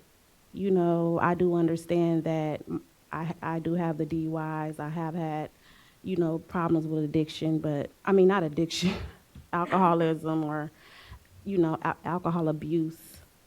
But I just want to be able to move forward. That's just what I want to be able to do. No further questions, Your Honor. Thank you. Questions from the board, Mr. Sellers?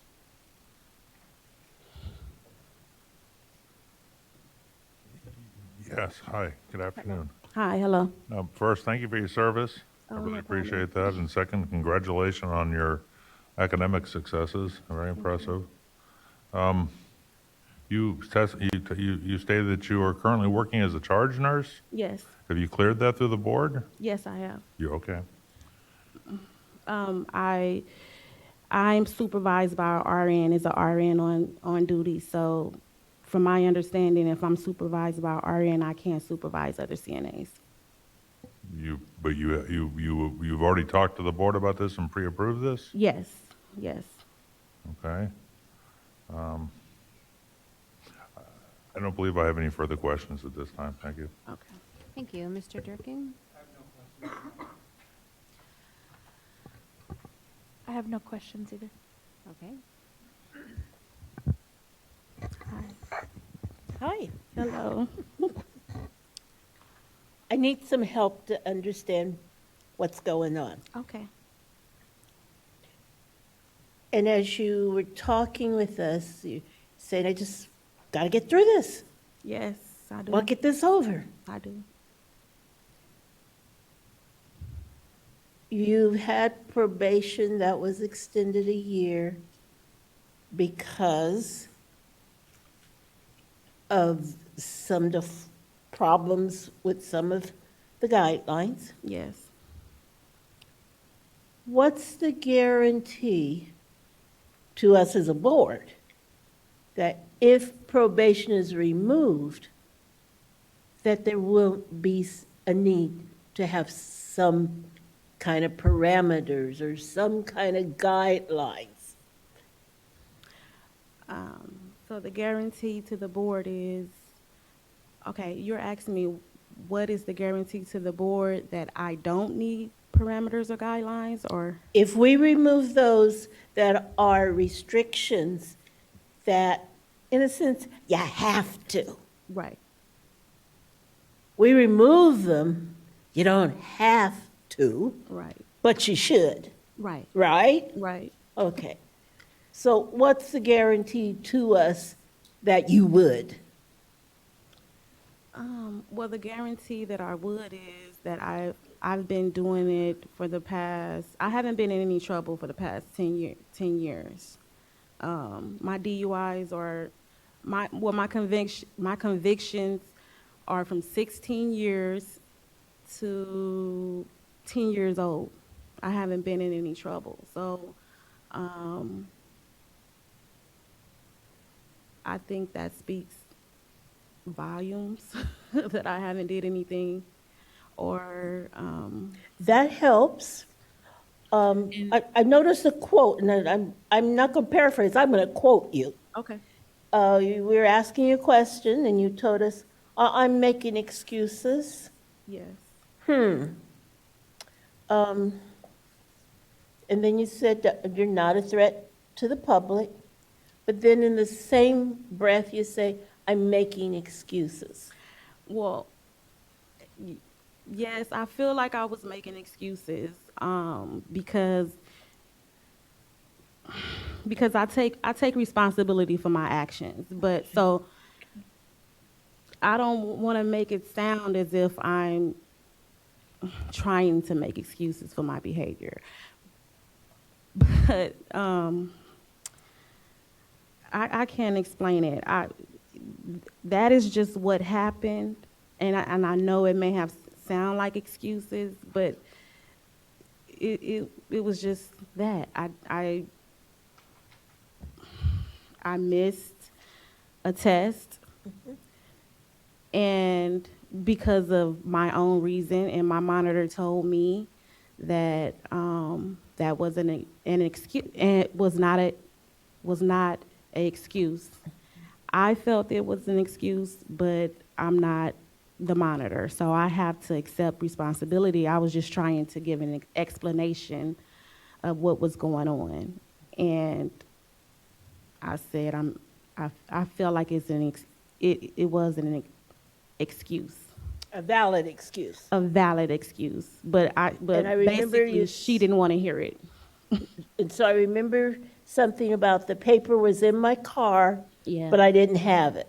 Well, no, like, cause it was a few times. It was more than a few times. Oh, Like, my paperwork was late. So, me moving fast, I may have had my report in the envelope already ready in the car, but not mailing it. It was things like that, small things that got me not in compliance with probation. Who's responsible for getting it out of the car in the mail? I am. Oh. Okay. So if there's not a rule or guideline, or we'll say you have to, Oh. what happens? Well,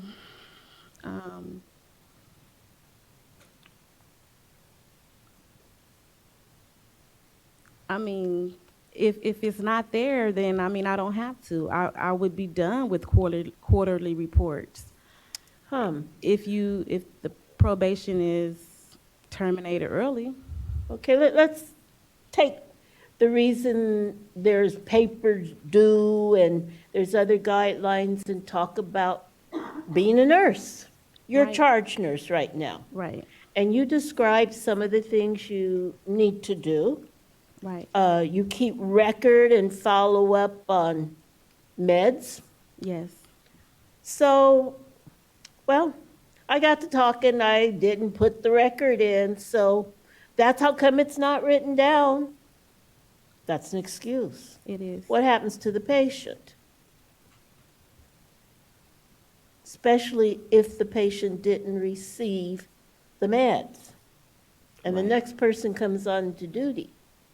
Right, Or, worse yet, what if the patient gets the meds not once, but twice? I forgot to write it down.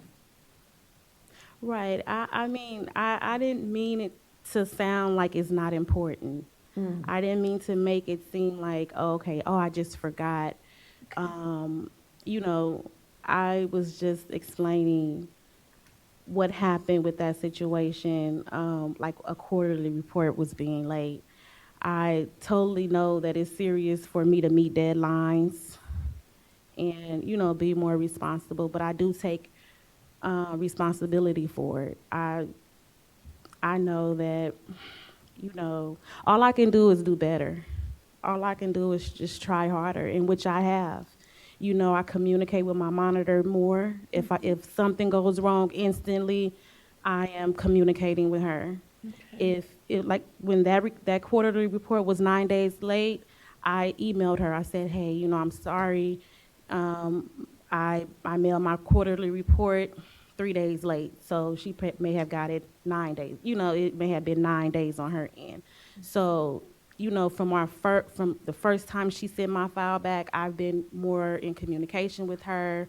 We have a better understanding. I can email her, I can call her, leave a message. So, I mean, I'm really trying. I'm really doing better than I did before.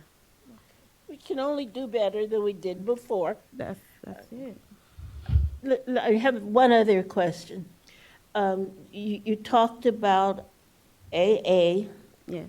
and the 12-step process and what makes an alcoholic and what does not make an alcoholic. Yes. Help me understand why you are not an alcoholic. Well, because my personal definition of being an alcoholic is someone who goes to sleep, drinks a drink, goes to sleep, and wake up needing a drink. I never was addicted to having a drink, like having a drink every day or all the time, like I needed it for day and night. That wasn't what I needed. So I didn't classify myself as an alcoholic. I have abused alcohol, and I've used it in excess. I made bad decisions under the influence of alcohol, but once I decided that I wanted to change my life, I was able to just stop. I decided that I didn't want to have another drink no more, and I don't think an alcoholic can do that because their body needs it.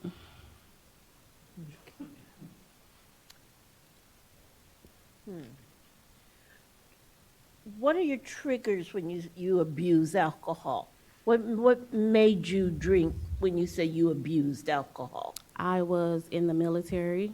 I would work Monday through Friday, and when it was time to party, that's what we did. We would just party and drink. Then Monday, we would go back to work and party. So when I got out of the military, I was doing the same thing. I went to the club. I left the club. I went to the club. I was drinking. I left the club, got pulled over, and then I did it again. The same club. I was partying. I was out with friends. We were partying. And that was it. I didn't have any kids then. I didn't have anything going on. I was just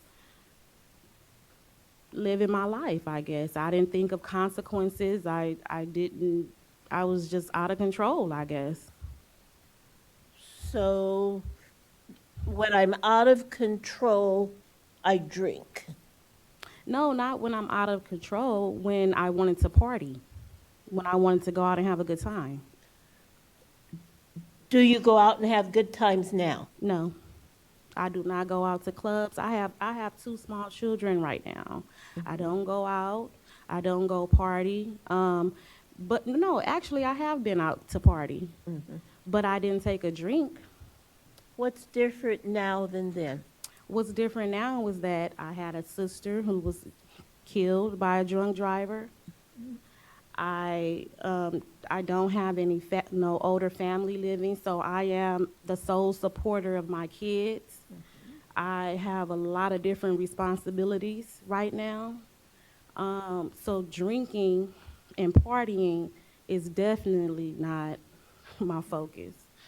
You know, I've completed my master's degree. I'm trying to become an RN. I definitely may become a nurse practitioner. I may become a teacher, anything. So, I mean, that was just what I did at that time, years ago. Thank you. Any questions? No questions at this time. Ms. Carpenter?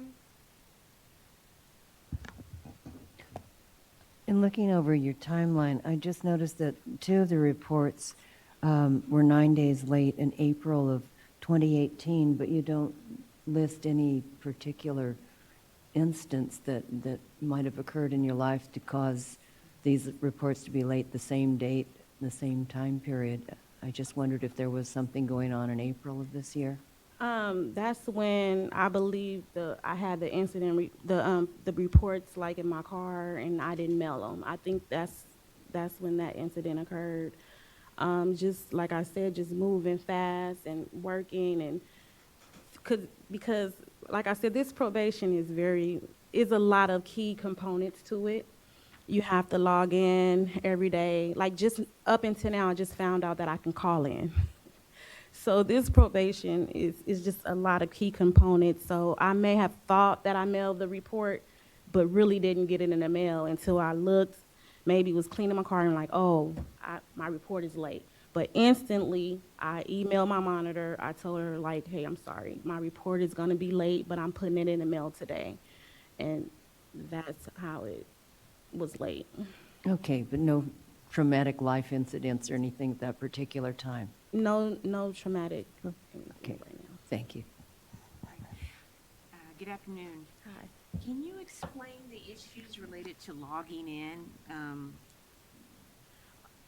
that you're behind on? Yes, in the beginning, when I first passed my exam,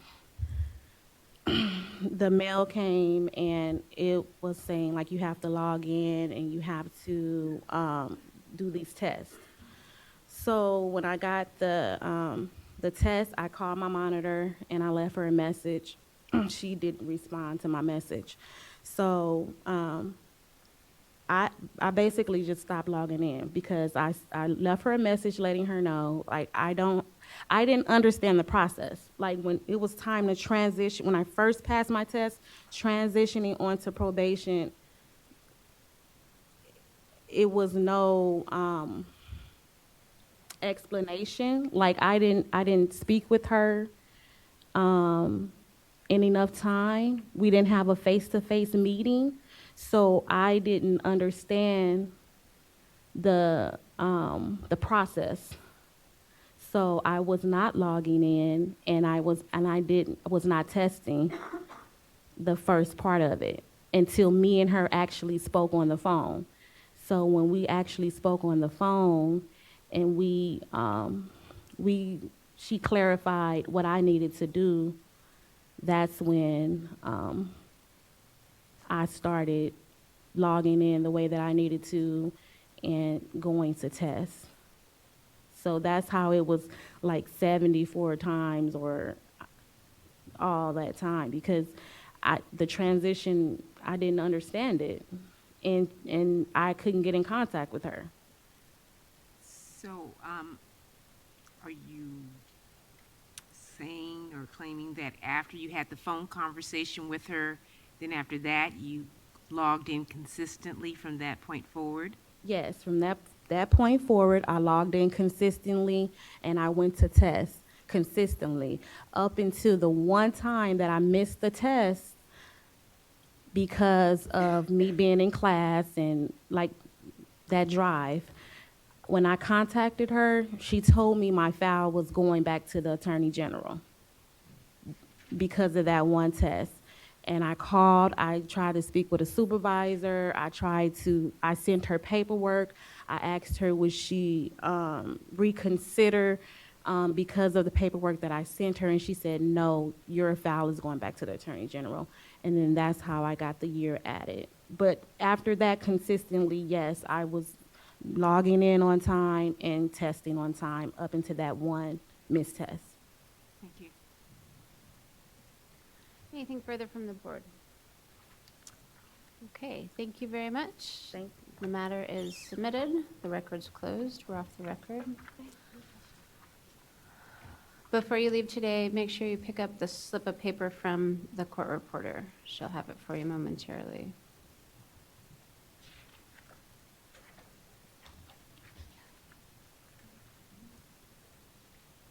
I'm sorry, I can't hear you. 5 minutes?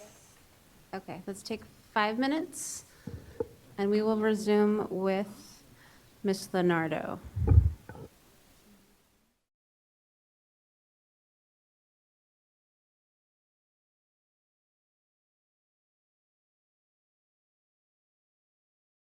And Shauna Leonardo, come take your seat up here. And remind me, did you have additional papers for the board? Okay, thank you.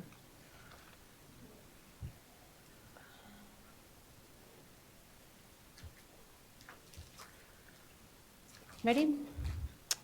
Let's go on the record. We're on the record before the Board of Vocational Nursing and Psychiatric Technicians to review the petition for early termination of probation by Shauna Marie Leonardo, OAH number 2018-101136. My name is Heather Rowan. I'm an administrative law judge with the Office of Administrative Hearings. I've been assigned to preside over this matter. Prior to going on the record today, we established that a quorum of the board is present. May I take the appearance for the Attorney General, please? Stephanie Alamo Latif, Deputy Attorney General, appearing on behalf of the Attorney General pursuant to Business and Professions Code Section 2878.7 and Government Code Section 11522, representing the people of the state of California. Thank you. And Ms. Leonardo, you are present and representing yourself today, is that correct? Yes. Okay. Okay, Ms. Alamo Latif. I'd like to go through and identify the exhibits contained in the packet. What's been labeled as Exhibit A is the petition probation report prepared by the board staff. Exhibit B is the petition for early termination of probation and supporting documentation submitted by petitioner. Exhibit C is the license certification. Exhibit D is the notice of hearing and related correspondence. Exhibit E is the quarterly reports and work performance evaluations. Exhibit F are the probation education course certificates. Exhibit G are the support group attendance materials. Exhibit H is probation correspondence with respondent, petitioner. Exhibit I is the 2016 board decision placing the license on 3 years probation. And I'd like to move exhibits A through I into evidence. Ms. Leonardo, you're familiar with the documents the AG is presenting? Yes. Any objections? No. Make sure you speak into No. the microphone. Thank you. A through I are admitted. And a brief background, Your Honor, the board filed accusation number VN 2012-4984 on April 17, 2015. The accusation was based upon criminal convictions in 2010 for a DUI and 2013 for felony vandalism, dangerous use of alcohol, unprofessional conduct, and illegal possession of meth and Vicodin. Effective March 9, 2016, the license was placed on 3 years probation. Petitioner signed the petition for reinstatement in this case on May 27, 2018. The petition is based upon written statements by the petitioner, a letter from HASP regarding her treatment in the program, employment performance evaluation, and showing that petitioner exceeds expectations, meets, and needs improvement. And because the burden is on petitioner, I reserve the right to ask her questions, and I have no further statements at this time. Thank you. Ms. Leonardo, did you want to give a statement today? Yes. Raise your right hand, please. Do you solemnly swear or affirm under penalty of perjury that the testimony you give today will be the truth, the whole truth, and nothing but the truth? Yes. Thank you. Whenever you're ready.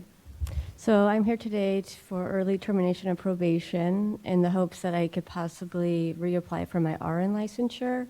I've already taken my RN boards, but was denied licensure because of my convictions. And then I later applied for the RN license in April, but then was placed on LVN board probation. Thank you. Ms. Alamo Latif, your questions. Yeah, the petition that you submitted, you wrote somewhere in there that, and it says that the charge for felony vandalism was dropped. Do you mean that it was dismissed or expunged? No, it was reduced, and then they had told me that it was pretty much expunged, but not, I don't know, I'm kind of confused myself. But they reduced it because I did time instead of, I'm not really clear exactly. I believe it's misdemeanor at this time. I have not expunged them, but they only gave me informal felony probation. Okay. Something. So to your knowledge at this time, your felony was reduced to a misdemeanor, but it has not yet been expunged? Correct, but the DUI is expunged. Okay.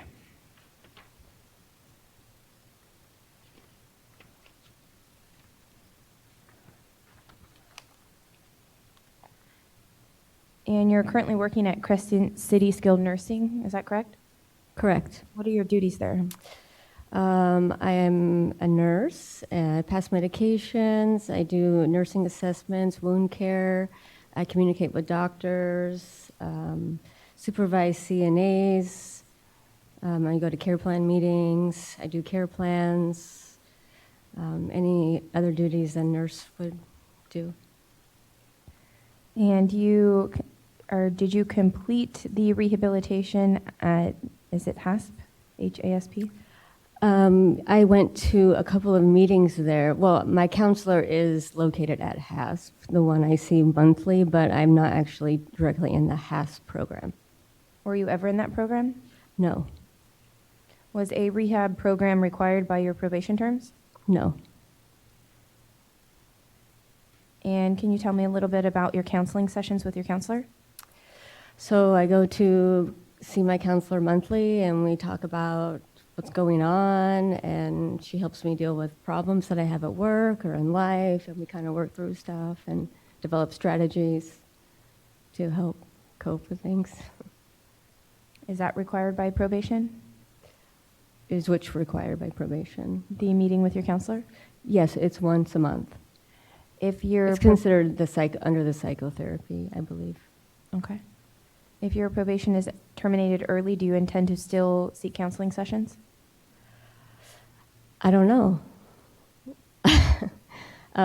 My counselor doesn't think I really need to be in her program anymore, but I have nurses that get together and we have groups. I could, but I never really thought about that, honestly. So you have nurses that get together as sort of a support group? Yeah. And what do you guys talk about in those support groups? Problems, how we deal with certain issues. Of course, we don't talk about people, patients' names, but we talk about any concerns we have, how to do things better, stuff like that. How often do you meet with that group? Monthly. Is that required by probation? No. Do you attend any chemical dependency support groups? I attend AANA once a week, and I have for the term of my probation.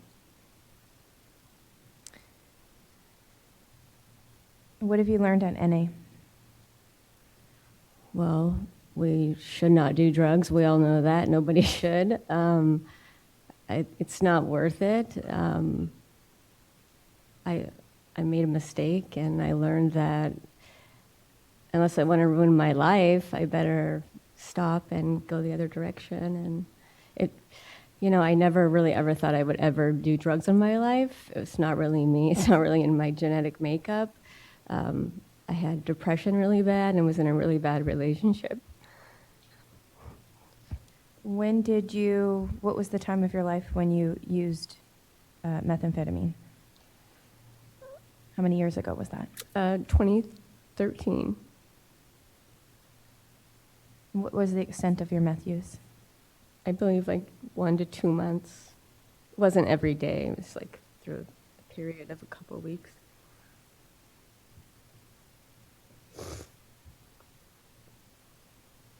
Do you currently drink alcohol or use drugs? I have not drank alcohol since before my probation started, which I was only a social alcohol drinker. Have a glass of wine, a dinner here and there, and I have not since. And I have not used drugs illegally, and I had a surgery back in 2017 that I was prescribed drugs for that duration of my surgery. And also,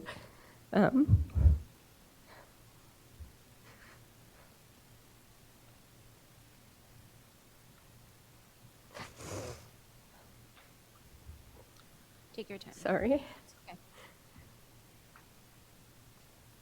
Yeah, so no, I have not used drugs except for prescribed under the supervision of a doctor. Do you have a sobriety date? For either or. Mhm. I mean, I haven't used methamphetamine since I got in trouble by the law. So I guess that was 2013. And yeah, What about alcohol?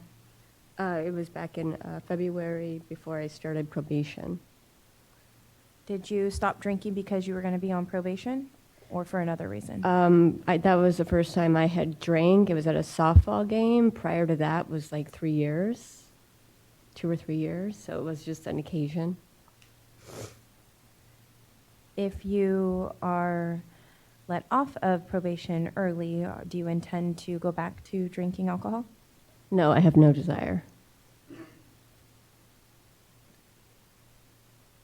What were your triggers for the alcohol and drug use?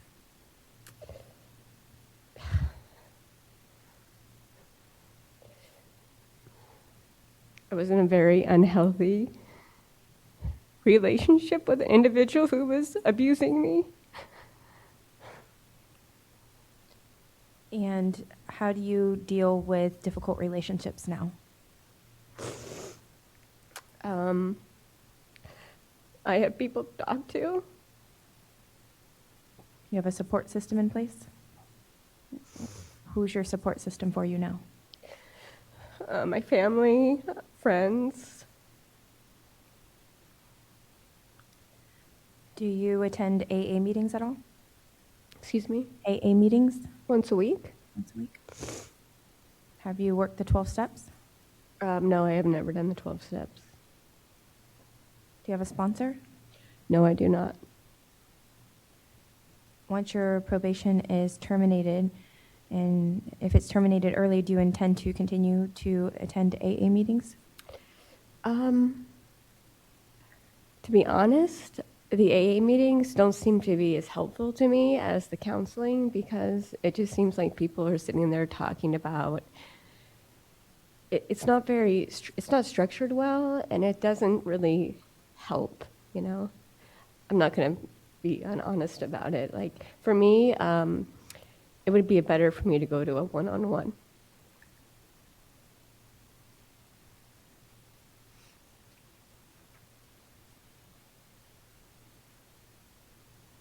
And can you explain a little bit about, you said that you've taken the RN exam, is that correct? I took my RN exam on September 19th of 2010, a little over a month after I had my DUI, and they denied me. Have you since reapplied for licensure with the RN board? I reapplied in April of 2015, and they denied me, and that is when I got paperwork from the Board of Vocational Nursing to be put on probation, or around that time. Are your plans to continue on the nursing path? Correct. If the board terminates your probation early, what do you intend to do? I was waiting to get off probation and before I reapply to the RN again, just because I'm hoping it clears everything, put the chapter behind me, and then move on from there. And then I hope to, after that, take some schooling to be a nurse practitioner. Since you're being put on probation and the filing of your petition packet, have you had any pending criminal actions against you? No, I have not. No further questions at this time, Your Honor. Thank you. Questions from the board, Mr. Sellers?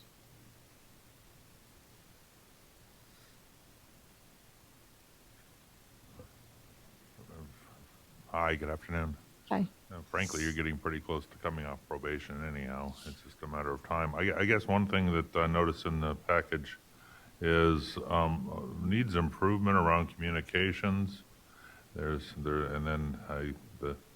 the incident with the flying the bird at the cop, and this morning about your ability to control yourself. All of this sounds like it's around some self-control issues, whether it's the drinking or the holding your tongue or holding your finger. Can you just talk about the communication? Let's just go with that. Can you tell me what your... The latter issue you're talking about is when I was not doing so well. And I'm sorry, what did you ask me? I know I was a little circuitous. Needs improvement on your work review. What is that? I honestly don't know. Our evaluations were not graded easily. I will tell you that much. Only 3 of us got below 3.0. And did it say needs improvement, or did it say you specifically improvement needed for communications, keeping others adequately informed, but more effective verbal communication skills.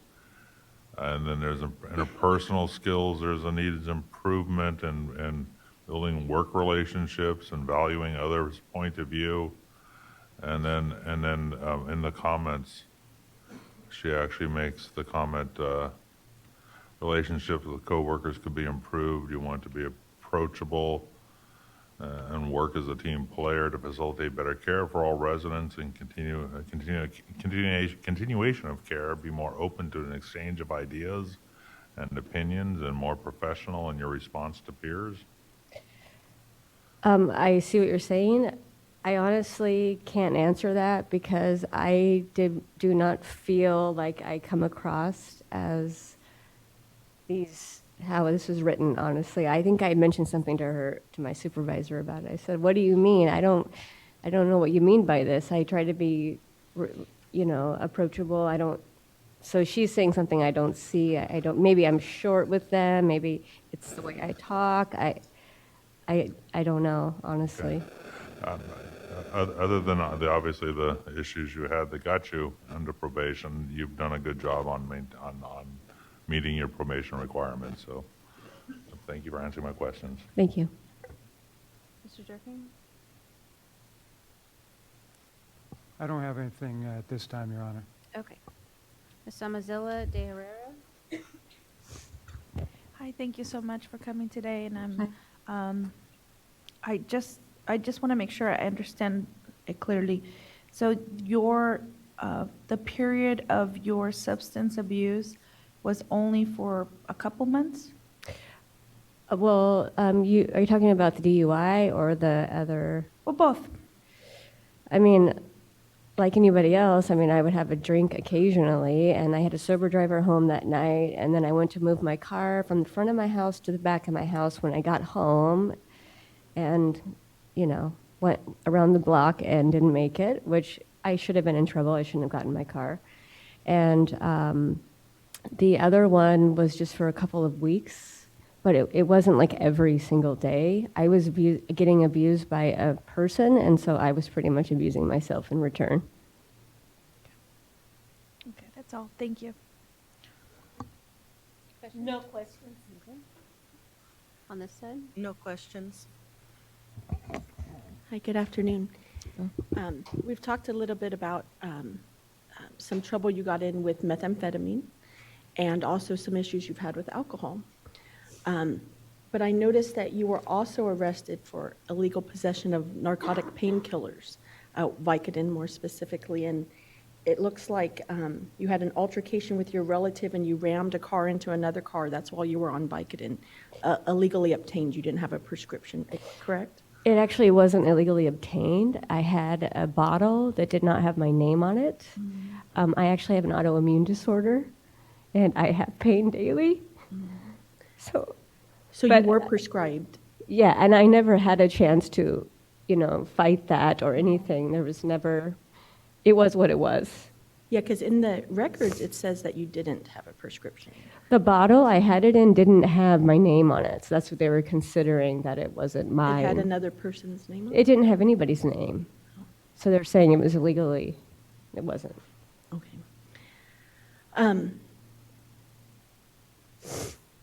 So you do actually list a sobriety date in your packet on page 2/14 or 2/4? Nope.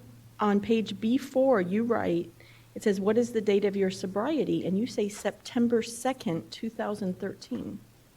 Does that date ring a bell? I believe that is the date that I stopped using methamphetamine. I've never used methamphetamine, but I still used alcohol on occasion, but I didn't use alcohol for a couple of years, and then I said I had a couple of beers or a glass of wine, and that was it. I like waking up not having, I feel good every day, pretty much. Now, because of your trouble in the past and actually, you committed some criminal acts while on the Vicodin, and according to the records, that was there was some involvement with a narcotic painkiller. You still take narcotic painkillers, but prescribed? Correct? Yes, correct. Right now, I just take tramadol for pain. And Norco, no? Not at this time, no. So that isn't considered, usually someone who is a recovering addict won't even use narcotic painkillers. That's not considered a relapse for you? No, because I had an underlying condition the whole time. Sure. Does your drug and alcohol counselor, Sandra Morrison, she's aware that you're taking those Correct. medications? And she's okay with it? Okay, thank you. Ms. I Carpenter? have no questions. Ms. I Turner? have no questions. Thank you. Okay, thank you very much. I believe I have all of the documents admitted. The matter is submitted today. The record is closed. We're off the record. Before you leave today, make sure you pick up the sheet of paper from the court reporter. Thank you. Thank you very much.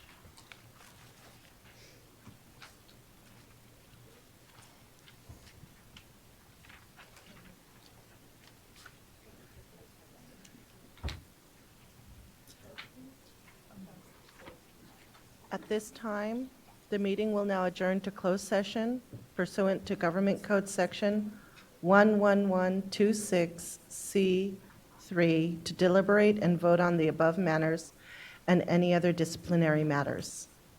So if we could have the room cleared. Thank you.